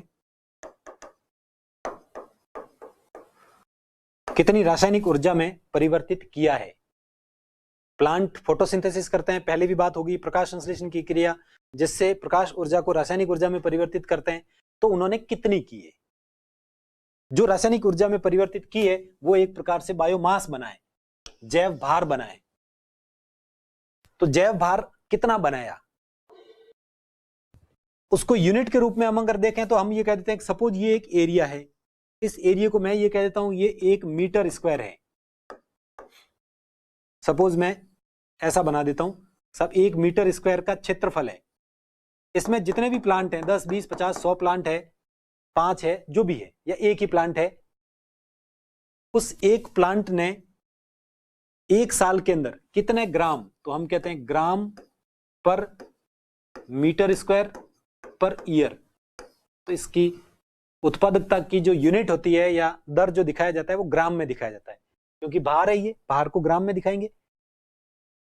तो कितने ग्राम एक इकाई क्षेत्रफल में स्थित पादपों द्वारा या प्लांट द्वारा एक साल में, कोई भी हम यूनिट टाइम ले लेते हैं, एक साल ले लें, एक महीना ले लें, एक दिन ले लें, तो जनरली हम एक साल लेते हैं कि एक साल में 1 मीटर एरिया में स्थित प्लांट ने कितनी प्रकाश ऊर्जा को रासायनिक ऊर्जा में परिवर्तित किया है या कितना जैव भार बनाया है। वो जैव भार ग्राम पर मीटर स्क्वायर पर ईयर, एक साल में, उसको हम उस एरिया की उत्पादकता बोलते हैं, यानी प्राथमिक उत्पादकता बोलते हैं। तो प्राइमरी प्रोडक्टिविटी जो है वो प्राथमिक उत्पादक से संबंधित है, यानी प्लांट पौधों से संबंधित है। प्लांट क्या करते हैं? फोटोसिंथेसिस करते हैं, सनलाइट को केमिकल एनर्जी में कन्वर्ट करते हैं, अपने अंदर बायोमास बनाते हैं, अपना भार बनाते हैं। यानी एक पेड़ था, सपोज 1 मीटर में एरिया में एक पेड़ है, एक साल पहले इतना था, उसका भार सपोज कहें कि 2 किलो था, एक साल में वो इतना बड़ा हो गया और उसका भार 5 किलो हो गया। तो एक साल में उसने 5 किलोग्राम 5 किलोग्राम में से 2 किलो निकाल दें तो 3, यानी 3000 ग्राम पर मीटर स्क्वायर पर ईयर। एक साल में 1 मीटर के अंदर एक पेड़ ने 3000 ग्राम बायोमास बनाया। एक साल पहले वो 2 किलो का था, अभी थोड़ा बड़ा हो गया 5 किलो उसका भार हो गया, तो इसका मतलब उसने 3000 ग्राम, ग्राम में लिखेंगे तो 3000 ग्राम, तो उस पेड़ की उत्पादकता 3000 ग्राम हो गई। एक दूसरा है, वो एक साल के अंदर बड़ा होके 5 किलो की जगह 50 किलो का हो गया, 2 किलो का था 50 किलो का हो गया, तो इसका मतलब इसकी उत्पादकता कितनी हो गई, तो सब 48 केजी की। तो अलग अलग कितना बायोमास अपने अंदर सृजित किया है उसको हम प्राथमिक उत्पादकता बोलते हैं। प्राथमिक उत्पादकता जो होती है ये भी वापस दो तरह की होती है, एक होती है सकल यानी ग्रॉस, और एक होती है शुद्ध। दो शब्द जीडीपी में भी पढ़ा होगा, ग्रॉस और नेट शब्द इकोनॉमिक्स पढ़ लिया होगा, तो सकल और शुद्ध, GDP GNP, gross domestic product और नेट डोमेस्टिक प्रोडक्ट। तो शुद्ध और उत्पादकता, अब इसमें अगर शुद्ध और ग्रॉस अलग अलग हम देखना चाहें तो क्या होगा, शुद्ध तो का मतलब टोटल बनाया कितना है, और उसमें से जितनी खुद के लिए खर्च कर दी उसको माइनस कर दें तो आ जाएगी शुद्ध। शकल तो क्या है, जो टोटल बनाई है वो क्या है, सकल। खुद के लिए खर्च करने के बाद जो बची हुई है वो शुद्ध। कोई भी बिजनेस होता है उसमें भी यही होता है साहब, एक साल में 1 करोड़ का टर्नओवर है तो हमारा शकल इतना है, बिजनेस के खुद के खर्च में 80 लाख रुपए खर्च कर दिए तो शुद्ध लाभ कितना हुआ, 20 लाख रुपए का। तो ये वैसे के वैसे एक साल में 1 मीटर के अंदर कोई भी प्लांट है उसने टोटल कन्वर्ट कितनी की है, बायोमास सृजित कितना किया है, खुद के काम में कितना खर्च हो गया है, उसको निकालने के बाद शेष बचे हुए को शुद्ध बोलते हैं। या अपने अंदर स्टोर कितना किया है, अपने अंदर स्टोर जो किया है, क्योंकि आखिर आगे जो जाएगा वो अपने अंदर जो स्टोर है वो ही जाएगा। तो एक साल में किसी भी प्लांट द्वारा अपने अंदर जितना संग्रह किया गया है कार्बनिक पदार्थ का उसको हम क्या बोलते हैं, शुद्ध बोलते हैं। तो शुद्ध और सकल सब जहां पे भी आते हैं तो अपने खुद के लिए खर्च कितना कर दिया या खर्च कितना हो गया उसको वापस निकाल दें तो पीछे जो बचेगा वो शुद्ध बचेगा। सकल हमेशा ज्यादा होगा, शुद्ध हमेशा उससे कम ही होगा। अब आपको ये पूछा जाए उत्पादकता कहां ज्यादा होती है और कहां पे कम होती है। प्राथमिक उत्पादकता की अगर बात करें तो कहां पे ज्यादा होती है, कहां पे कम होती है, तो हम कहेंगे कि जहां पे पेड़ ज्यादा होते हैं वहां पे ज्यादा होगी। पेड़ ज्यादा कहां होते हैं, तो सब पेड़ वहां पे ज्यादा होते हैं जहां उसके लिए फेवरेबल कंडीशन होती है, बारिश खूब होती है, जहां पे टेम्परेचर सही मिलता हो, प्रकाश लाइट अच्छी मिलती हो, वहां पे मिट्टी के अंदर न्यूट्रिएंट ज्यादा हो, एनवायरमेंटल कंडीशन उसके लिए फेवरेबल हो, मिट्टी में न्यूट्रिएंट अच्छे हो, तो ऐसी स्थिति में वहां की उत्पादकता भी ज्यादा होती है। तो दुनिया में ऐसी जगह कहां है, तो हम कहते हैं कि साहब अमेजन के फॉरेस्ट जो है उनकी उत्पादकता सबसे ज्यादा है।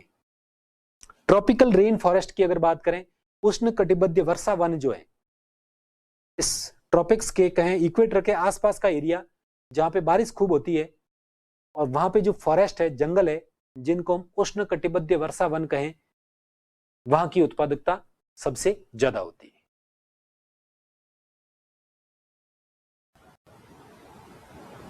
और अगर आपको ये पूछा जाए कि सब समुद्रों में वहां पे उत्पादकता ज्यादा किसकी होती है, तो एक शब्द आता है प्रवाल भित्ति, कोरल रीफ। ज्योग्राफी पढ़ा दिया होगा, उसमें आ गया होगा तो अच्छी बात है, नहीं आया तो अपने आगे आएगा। प्रवाल भित्तियां जो होती है वहां पे एल्गी खूब सारी होती है, एल्गी भी एक प्रकार का प्लांट है, तो वहां की उत्पादकता भी ज्यादा होती है। वेटलैंड जो होते हैं, नम भूमि क्षेत्र जो होते हैं, वहां भी अच्छी खासी वनस्पति मिलती है, क्योंकि वो एक बॉर्डर का एरिया है, समुद्र का और स्थल का, झील का और स्थल का, नदी का किनारे वाला, इन सब एरिया को हम क्या बोलते हैं, वेटलैंड बोलते हैं, जहां पे पानी हमेशा लगभग रहता है। नम भूमि क्षेत्र कहें, दलदल वाला क्षेत्र कहें, तो वहां पे भी उत्पादकता ज्यादा होती है, क्योंकि वहां पानी अवेलेबल एनी टाइम रहता है, तो पेड़ अच्छे खासे ग्रो करते हैं, तो वहां की भी जैव उत्पादकता ज्यादा होती है। कम कहां पे होती है? तो साहब ध्रुवों पे चले जाएंगे तो वहां पे कम है, क्योंकि एनवायरमेंटल कंडीशन वहां की अच्छी नहीं है। परमाफ्रॉस्ट है, हमेशा बर्फ जमी हुई रहती है। ध्रुवीय क्षेत्र, उप ध्रुवीय क्षेत्र। समुद्रों में अगर कहें तो साहब ओपन सी जो है, ओपन सी का मतलब जहां आप खड़े होकर चारों तरफ देखें समुद्र ही समुद्र दिखाई देगा, कुछ भी दिखाई नहीं दे। क्योंकि जो कोस्टल एरिया के पास वाला है वहां तो फिर भी प्लांट होंगे, लेकिन ओपन सी जो है वहां पे थोड़े बहुत फाइटोप्लैंक्टन मिल जाए तो मिल जाए, नहीं तो कुछ नहीं मिलता है। तो ओपन सी जो होते हैं उनकी उत्पादकता कम होती है। मरुस्थल, मरुस्थल की उत्पादकता भी कम ही होती है, क्योंकि वहां पे बारिश नहीं होती है, या कोल्ड डेजर्ट है तो भी हीट वाले हैं, बारिश नहीं होती है, वो वाले डेजर्ट हैं, तो डेजर्ट की भी उत्पादकता कम होती है। तो ये कहां कम होती है, कहां ज्यादा होती है उत्पादकता? ये उत्पादकता होती क्या है ये तो समझ में मेरे ख्याल से आ ही गया होगा। तो ये होती है प्रोडक्टिविटी। ये प्राइमरी। सेकेंडरी प्रोडक्टिविटी क्या है? तो सेकेंडरी प्रोड्यूसर कौन है? सारे उपभोक्ता जो है वो द्वितीयक उत्पादक है। वो द्वितीयक उत्पादक है, इसका मतलब इन्होंने अपनी बॉडी के अंदर नए जो कार्बनिक पदार्थ बनाए हैं उनकी मात्रा जो है उसको हम क्या बोलते हैं? सेकेंडरी प्रोडक्टिविटी, द्वितीयक उत्पादकता।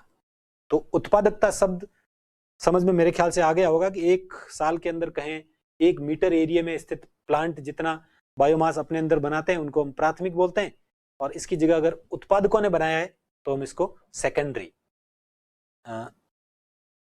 उपभोक्ताओं ने अपने अंदर बनाया है, कंज्यूमर ने बनाया है, तो क्योंकि कंज्यूमर चूंकि सेकेंडरी प्रोड्यूसर होते हैं इस वजह से उसको हम सेकेंड। सीधा सीधा पूछा जाता है द्वितीयक उत्पादकता का संबंध किससे है? तो द्वितीयक उत्पादक कौन है? उपभोक्ता है, तो उपभोक्ताओं से संबंध है उसका। तो ये उत्पादकता वाला, इसमें भी कई बार एग्जाम में सीधे सीधे भी पूछे जाते हैं पारिस्थितिकी तंत्र की उत्पादकता को समझाइए, ऐसा भी सवाल पूछा जा सकता है। भाई इससे पहले हमने जो पारिस्थितिकी तंत्र के स्तूप जो है इनका सीधा सीधा सवाल पूछा जाता है, पारिस्थितिकी तंत्र के स्तूप कितने होते हैं, क्या होते हैं और कितने तरह के होते हैं, या पारिस्थितिकी तंत्र के उल्टे पिरामिड कौन से बनते हैं उनके उदाहरण दीजिए। तो प्रीलिम्स में, मेंस में, दोनों में सीधा सीधा भी पूछा जाता है निम्न में से किसका उल्टा पिरामिड बनता है? 4 दे दिए, उनमें से आइडेंटिफाई करना है आपको। किसका सीधा बनता है? स्टेटमेंट दे दिए 2-3। तो ऐसे कई तरह के प्रीलिम्स मेंस दोनों में सवाल पूछे जा सकते हैं। इसी प्रकार से उत्पादकता का भी, कहां की उत्पादकता ज्यादा होती है, कहां की कम होती है। निम्न में से उत्पादकता को सही डिफाइन करने वाला शब्द क्या है? उत्पादकता की इकाई क्या है? और बड़ा भी पूछा जा सकता है कि पारिस्थितिकी तंत्र की उत्पादकता का वर्णन कीजिए, एक्सप्लेन कीजिए। ऐसा कुछ भी पूछा जाता है तो बिल्कुल आप आराम से कर सकते हैं उत्पादकता। तो ये हो गया। उसके बाद में पहले लिखें उत्पादकता, प्रोडक्टिविटी।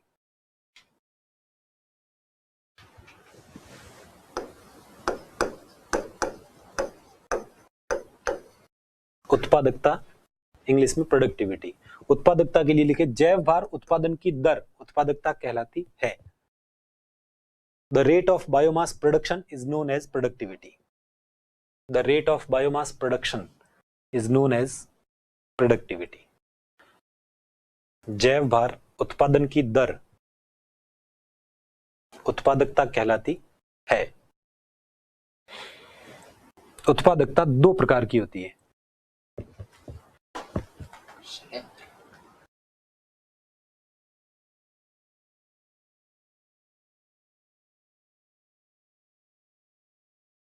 बिल्कुल, लगभग 30 ग्राम की, 30 किलो के आसपास उसकी शकल होगी, और उसमें से लगभग 3 किलो के आसपास उसने अपने अंदर स्टोर किया है, तो वो उसकी शुद्ध होगी।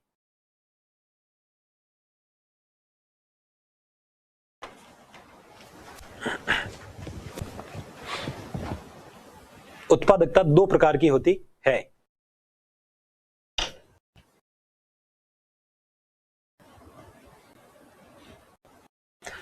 पहला लिखें प्राथमिक उत्पादकता।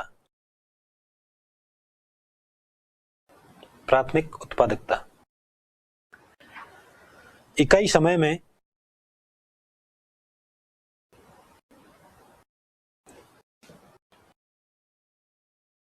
इकाई क्षेत्र में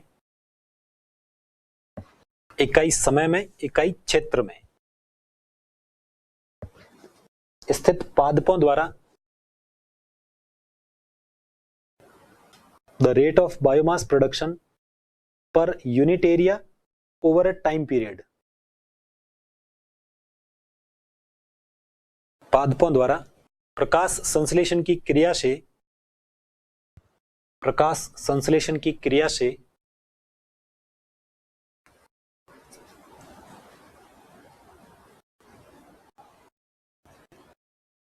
जितनी प्रकाश ऊर्जा को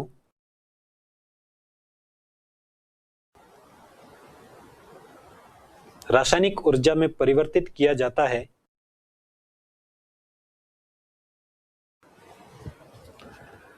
rate of biomass production per unit area over a time period by plants during photosynthesis is known as primary productivity। रासायनिक ऊर्जा में परिवर्तित किया जाता है उसे उस क्षेत्र की प्राथमिक उत्पादकता कहते हैं।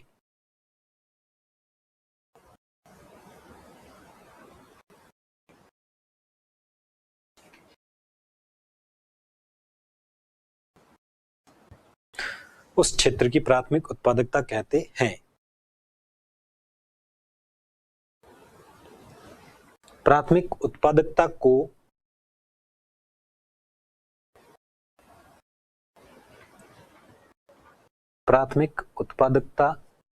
को ग्राम प्रति मीटर स्क्वायर प्रति वर्ष से प्रदर्शित किया जाता है। इट इज रिप्रेजेंटेड बाय ग्राम प्रति मीटर स्क्वायर। आप ग्राम को हिंदी में ग्राम प्रति मीटर स्क्वायर प्रति वर्ष से प्रदर्शित किया जाता है। फिर तीसरा लिखें, जिस क्षेत्र की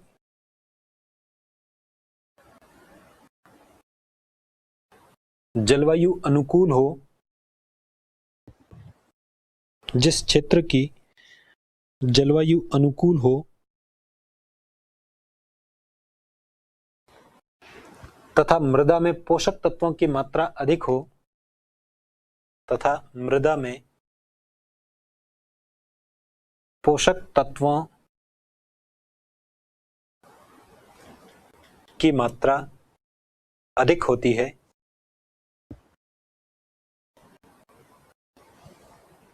वहां पादप अधिक होते हैं तथा उत्पादकता भी अधिक होती है। The area in which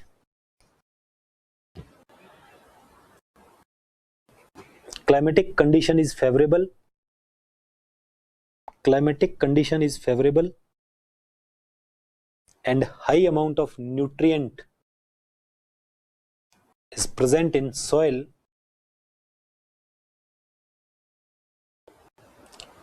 has large number of plants, so the productivity of that region is also higher.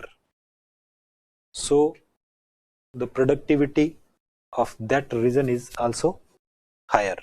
वहां की उत्पादकता ज्यादा होती है। अब यहाँ पे ये 2-3 लिखे हुए हैं कि यहाँ की ज्यादा होती है, यहाँ की कम होती है। तो उष्ण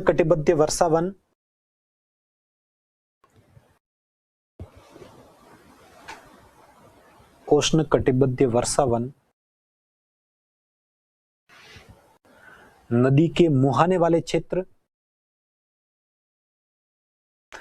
नदी जहां पे समुद्र में या बड़ी झील में या वहां जाके मिलती है, वहां जाके फैलती है और डेल्टा बनाती है जहां पे, तो वो जो एरिया होता है वहां की भी ज्यादा होती है, क्योंकि खूब सारे न्यूट्रिएंट नदी अपने साथ लेके आती है, पोषक तत्व साथ लेके आती है, तो उसको हम एस्चुरीज बोलते हैं।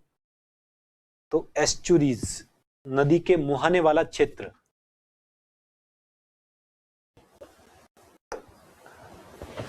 एस्चुरीज, वेटलैंड नम भूमि क्षेत्र, की उत्पादकता अधिक होती है। तो उष्णकटिबंधीय वर्षा वन, नदी के मुहाने वाले क्षेत्र, नम भूमि क्षेत्र या दलदलीय क्षेत्र की उत्पादकता अधिक होती है। जबकि ध्रुवीय प्रदेश,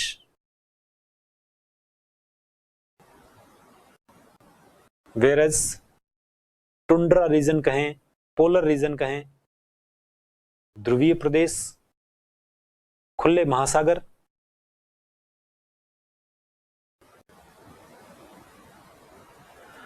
व मरुस्थलों की उत्पादकता कम होती है। Desert, open sea, polar region has less productivity.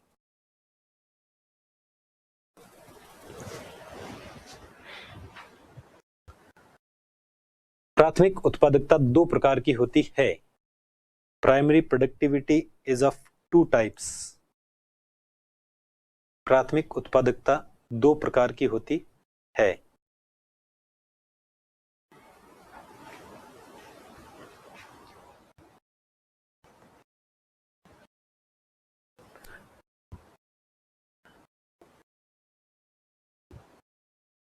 पहला लिखें, सकल प्राथमिक उत्पादकता, ग्रॉस प्राइमरी प्रोडक्टिविटी।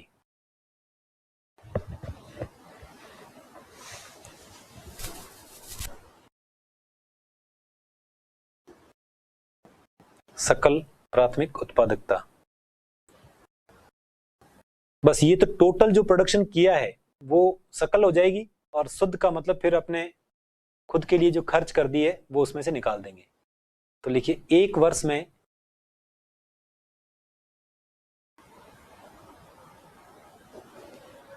इकाई क्षेत्रफल द्वारा, अब डेफिनेशन लिखने के लिए यूनिट को साथ ले आते हैं कि भाई एक वर्ष में इकाई क्षेत्रफल है, मीटर स्क्वायर को हमने इकाई क्षेत्रफल कह दिया। यहाँ पे एक वर्ष में इकाई क्षेत्रफल द्वारा उत्पन्न जैव भार की, उत्पन्न जैव भार की कुल मात्रा सकल प्राथमिक उत्पादकता कहलाती है। रेट ऑफ ऑर्गेनिक मैटर या substance synthesised by producer per unit area per unit time. उसके बाद में दूसरा लिखें, शुद्ध प्राथमिक उत्पादकता,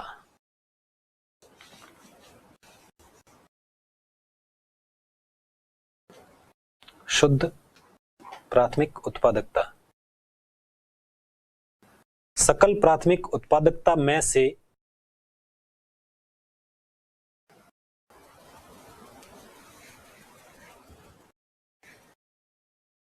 सकल प्राथमिक उत्पादकता में से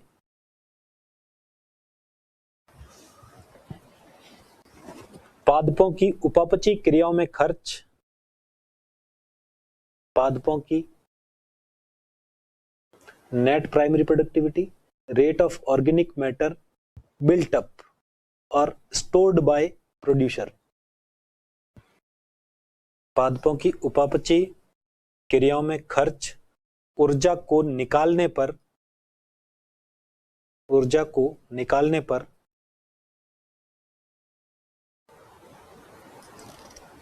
शेष बची, शेष बची रासायनिक ऊर्जा, शेष बची रासायनिक ऊर्जा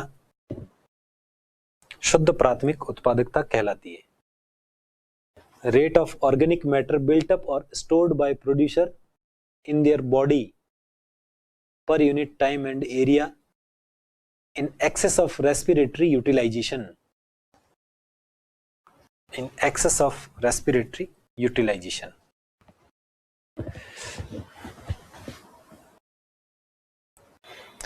या हम सीधा सीधा ये लिखें कि सकल प्राथमिक उत्पादकता माइनस उपापचय क्रियाओं में खर्च,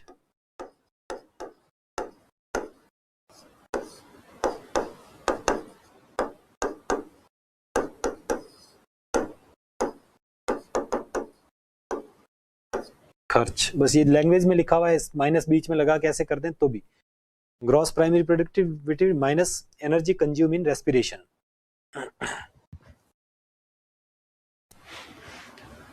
या उसको थोड़ा हम ऐसे भी लिख सकते हैं कि जो स्टोर की है तो इकाई क्षेत्रफल में स्थित पादपों द्वारा,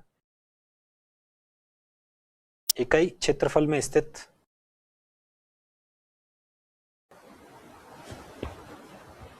पादपों द्वारा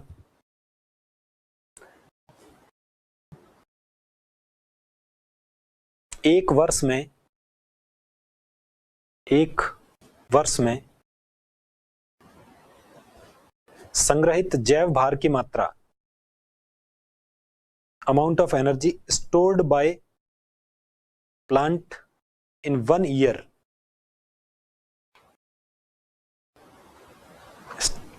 stored by plants in 1 year is known as net primary productivity। संग्रहित जैव भार की मात्रा शुद्ध प्राथमिक उत्पादकता कहलाती है। यानी स्टोर कितनी की है, खर्च होगी वो तो हो गई, अब स्टोरेज। एक फैमिली ने एक साल में जितने रुपए कमाए अपने ऊपर खर्च करने के बाद में बचाए कितने, स्टोर कितने किए, तो वैसे वैसे प्लांट ने अपने अंदर स्टोर कितना किया है, वो शुद्ध प्राथमिक उत्पादकता। 2-3 बातें और है, लिखिए। द्वितीयक उत्पादकता, द्वितीयक का मतलब द्वितीयक उत्पादक उपभोक्ता है, तो बस उपभोक्ताओं से उत्पादक की जगह यहाँ उपभोक्ता आ जाएगा, तो लिखिए द्वितीयक उत्पादकता।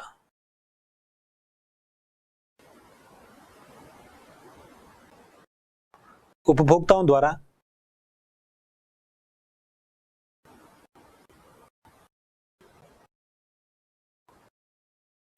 अपने शरीर में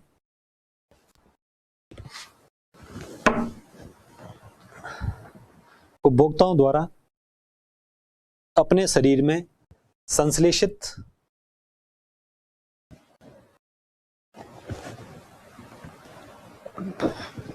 नए कार्बनिक पदार्थों की दर, rate of increase in biomass by heterotrophs, heterotrophs मतलब परपोषी उपभोक्ता, और कंज्यूमर पर यूनिट टाइम एंड एरिया। संश्लेषित नए कार्बनिक पदार्थों की दर द्वितीयक उत्पादकता कहलाती है। मतलब इसमें शब्द जो है वो उपभोक्ता है।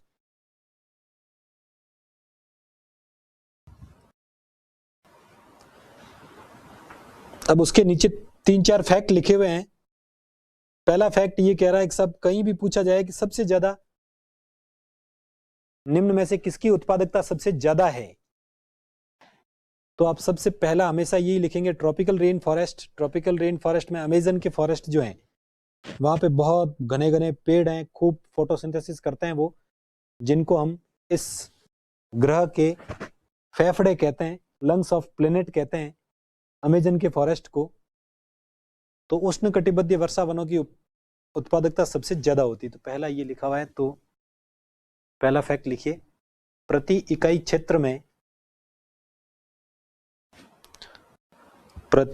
क्षेत्र में उष्ण कटिबंधीय वर्षा वनों की उत्पादकता,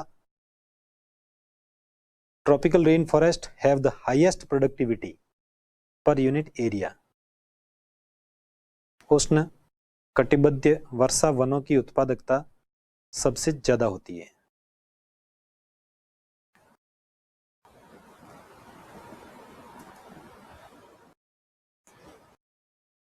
सबसे ज्यादा होती है। झीलें कहें या कोई भी एक्वेटिक इकोसिस्टम है, वो जितना ज्यादा गहरा है इसका मतलब वहां पे उतनी ही उत्पादकता कम होगी। और समुद्रों में कोरल रीफ कहें, प्रवाल भित्तियां कहें, उनकी उत्पादकता सबसे ज्यादा होती है। तो दूसरा पॉइंट लिखा है, जलीय इकोसिस्टम में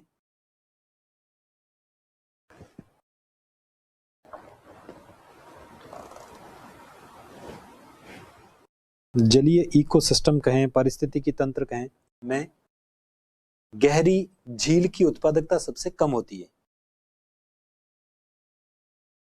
deepest lake has the lowest productivity in aquatic ecosystem. गहरी झील, क्योंकि जितनी ज्यादा गहरी है इसका मतलब यूनिट एरिया वहां पे प्रकाश पहुंचेगा नहीं, प्रकाश नहीं पहुंचेगा तो वहां प्रोडक्टिविटी नहीं होगी। गहरी झील की उत्पादकता सबसे कम होती है, जबकि समुद्रों में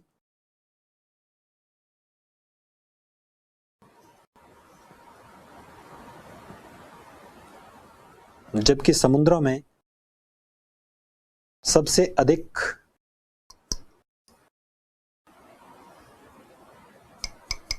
अधिक उत्पादकता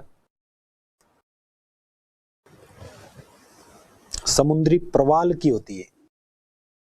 प्रवाल, कोरल, प्रवाल भित्ति लिखें, कोरल रीफ लिखें, केवल प्रवाल लिखें, प्रवाल की होती है।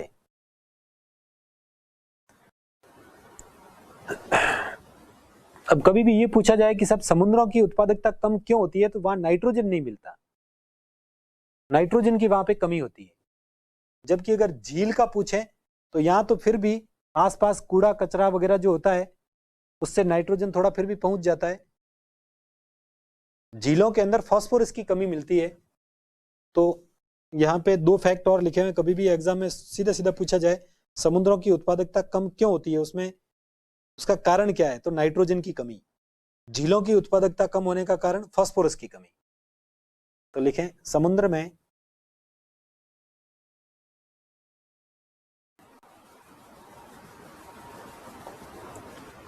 उत्पादकता के लिए, समुद्र में उत्पादकता के लिए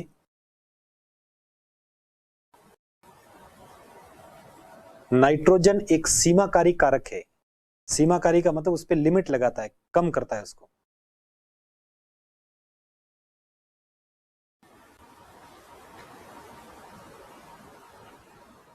समुद्र में उत्पादकता के लिए नाइट्रोजन एक सीमाकारी कारक है।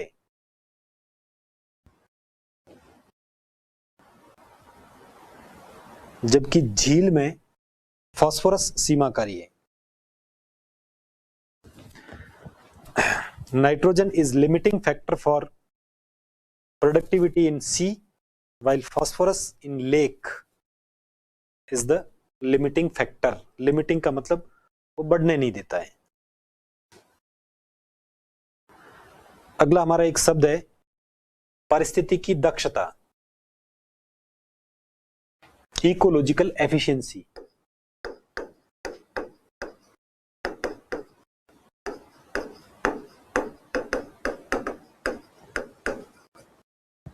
पारिस्थितिकी दक्षता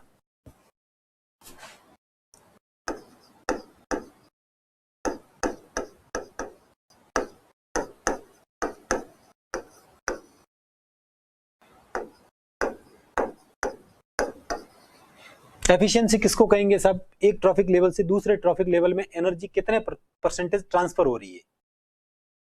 पारिस्थितिकी दक्षता का मतलब दक्ष कौन होता है, जो ज्यादा ट्रांसफर करता है। तो इकोलॉजिकल एफिशिएंसी का मतलब हम ट्रॉफिक लेवल की बात कर रहे हैं। एक trophic level T1, T2, T3, T4, T1 से T2 को कितनी एनर्जी कहें ट्रांसफर हुई, T1 पे अवेलेबल कितनी है, उनमें से T2 को ट्रांसफर कितनी हुई, उसका जो परसेंटेज है उसको हम पारिस्थितिकी दक्षता बोलते हैं। एक डेफिनेशन है सीधा सीधा, और कुछ ज्यादा है नहीं। अब वैसे तो इकोलॉजिस्ट लैंडमैन ने कह दिया कि एक पोषण स्तर से दूसरे पोषण स्तर को लगभग 10% ऊर्जा ट्रांसफर होती है, लगभग का तो वो कह दिया। लेकिन कुछ इकोसिस्टम ऐसे होते हैं जहां पे बहुत ज्यादा ट्रांसफर होती है, कुछ होते हैं वहां पे कम होती है।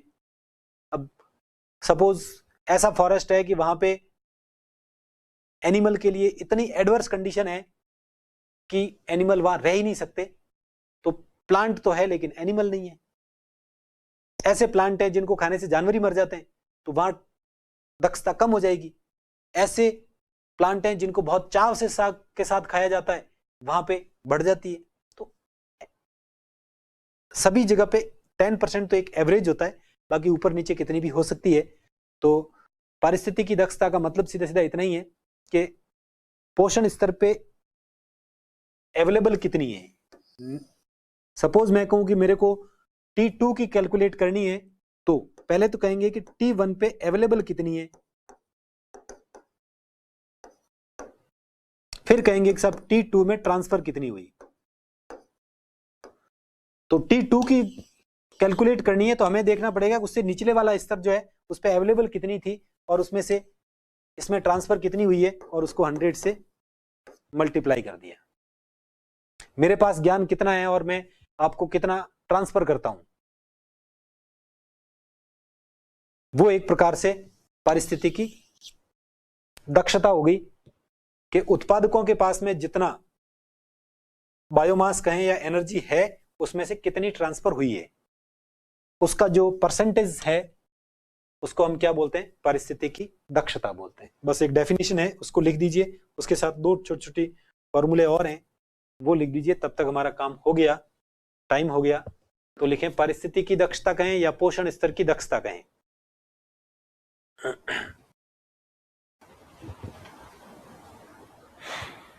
पारिस्थितिकी दक्षता डेफिनेशन 2 नंबर में बिल्कुल छोटी सी पूछी जा सकती है आपको, और कोई पूछा जाएगा नहीं। निम्न पोषण स्तर पर उपलब्ध, निम्न पोषण स्तर पर उपलब्ध खाद्य संसाधनों के रूप में, निम्न पोषण स्तर पर उपलब्ध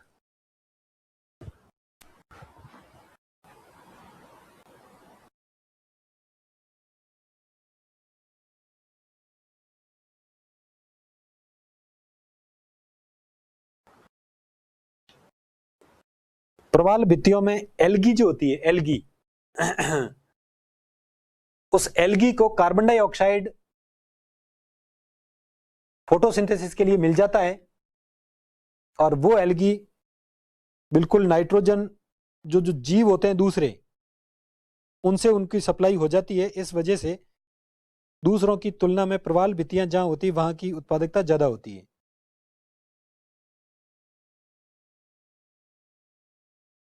बिल्कुल वहां पे उत्सर्जित जीव जो है वो नाइट्रोजन उसको सप्लाई, उसको एल्गी यूज में आराम से ले लेती है। एल्गी की ये विशेषता है।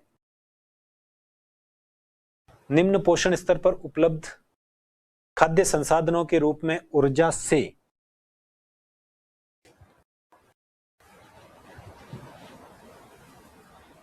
खाद्य संसाधनों के रूप में ऊर्जा से उच्च पोषण स्तर को स्थानांतरित, उच्च पोषण स्तर को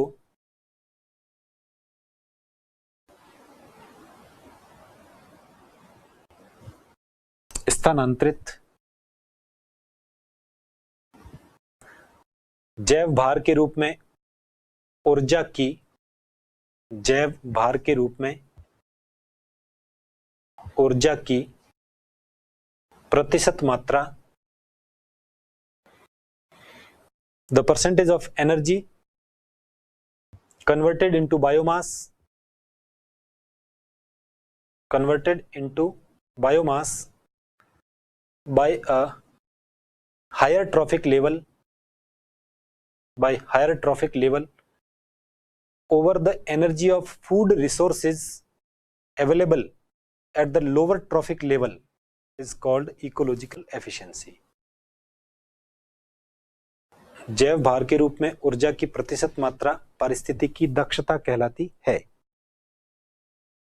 तो सीधा सीधा मतलब ये थी अवेलेबल कितनी थी और उसमें से ट्रांसफर कितनी हुई है, स्थानांतरित कितनी हुई है।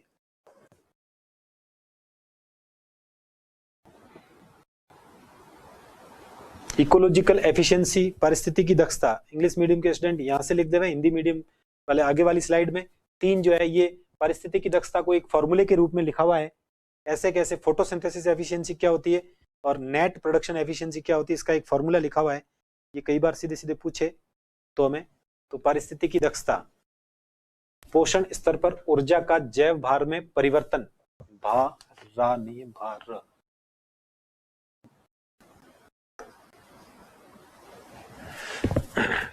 पारिस्थितिकी दक्षता इज इक्वल टू पोषण स्तर पर ऊर्जा का जैव भार में परिवर्तन, जिसकी हमें T2 की कैलकुलेट करनी है या T3 की कैलकुलेट करनी है। T3 की करनी है तो यहाँ T3 ने कितनी कन्वर्ट की और उससे जस्ट नीचे वाला निम्न का मतलब यहां अगर T3 लिखेंगे तो यहां लिख देंगे T2, या T1 लिखेंगे तो यहां लिख देंगे T2। तो निम्न पोषण स्तर पर जैव भार के रूप में ऊर्जा उपलब्ध इंटू 100, वो जो डेफिनेशन लिखी थी उसी डेफिनेशन को एक फॉर्मूले के रूप में, ये T1 T2 तो लिखने की जरूरत है नहीं, ये किसी के लिए भी हो सकता है। तो पोषण स्तर पर ऊर्जा का जैव भार में परिवर्तन डिवाइडेड बाय निम्न पोषण स्तर, निम्न का मतलब उससे नीचे वाला, निम्न पोषण स्तर पर जैव भार के रूप में ऊर्जा उपलब्ध को 100 से मल्टीप्लाई कर दिया। अब इसकी जगह अगर प्रकाश संश्लेषण की दक्षता पूछे तो साहब सौर ऊर्जा टोटल आई कितनी है, उसमें से सकल प्राथमिक उत्पादकता कितनी है, वही बात है, टोटल सौर ऊर्जा कितनी आई, अवेलेबल इतनी थी, उसमें से ग्रॉस प्राइमरी प्रोडक्टिविटी कितनी है, तो gross primary productivity divided by total solar light, तो कुल सौर विकिरण को 100 से मल्टीप्लाई कर दिया तो प्रतिशत निकल गया। ऐसे कैसे, शुद्ध की अगर बात करें कि शुद्ध उत्पादन दक्षता सकल कितनी थी और उसमें से स्टोर कितनी हुई है, वही है सब, ग्रॉस कितना था और उसमें से बचाया कितना है, तो वो का वो शुद्ध प्राथमिक उत्पादकता बटा सकल प्राथमिक उत्पादकता इंटू 100। तो दोनों सूत्र और ये लिख देवे। प्रकाश संश्लेषण की दक्षता, कभी भी ये पूछा जाए प्रकाश संश्लेषण की दक्षता क्या होती है, तो सकल प्राथमिक उत्पादकता डिवाइडेड बाय सकल प्राथमिक उत्पादकता डिवाइडेड बाय कुल सौर विकिरण, कुल सौर विकिरण इंटू 100, यानी सूर्य से ऊर्जा आई कितनी है और उसको केमिकल एनर्जी में हमने कितना कन्वर्ट किया है प्लांट ने, उसका प्रतिशत मात्रा प्रकाश संश्लेषण की दक्षता कहलाएगी। शुद्ध उत्पादन दक्षता अगर पूछे तो net productivity efficiency, English medium के स्टूडेंट पीछे वाले स्लाइड को पॉज करके शुद्ध प्राथमिक उत्पादकता डिवाइडेड बाय सकल प्राथमिक उत्पादकता,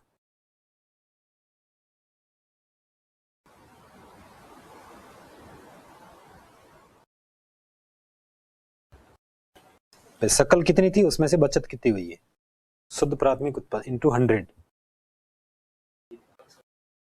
सब उसी में चल रहे हैं, ये बार बार पूछने की जरूरत ही नहीं है। उसके अंदर वापस अब छोटे छोटे टॉपिक हैं, जो पिरामिड पढ़े थे, पिरामिड में उत्पादकता शब्द आया था तो आपने उत्पादकता को वापस आगे एक्सप्लेन किया है। तो ये आज की क्लास हमारी, कल इससे आगे हम बात करेंगे।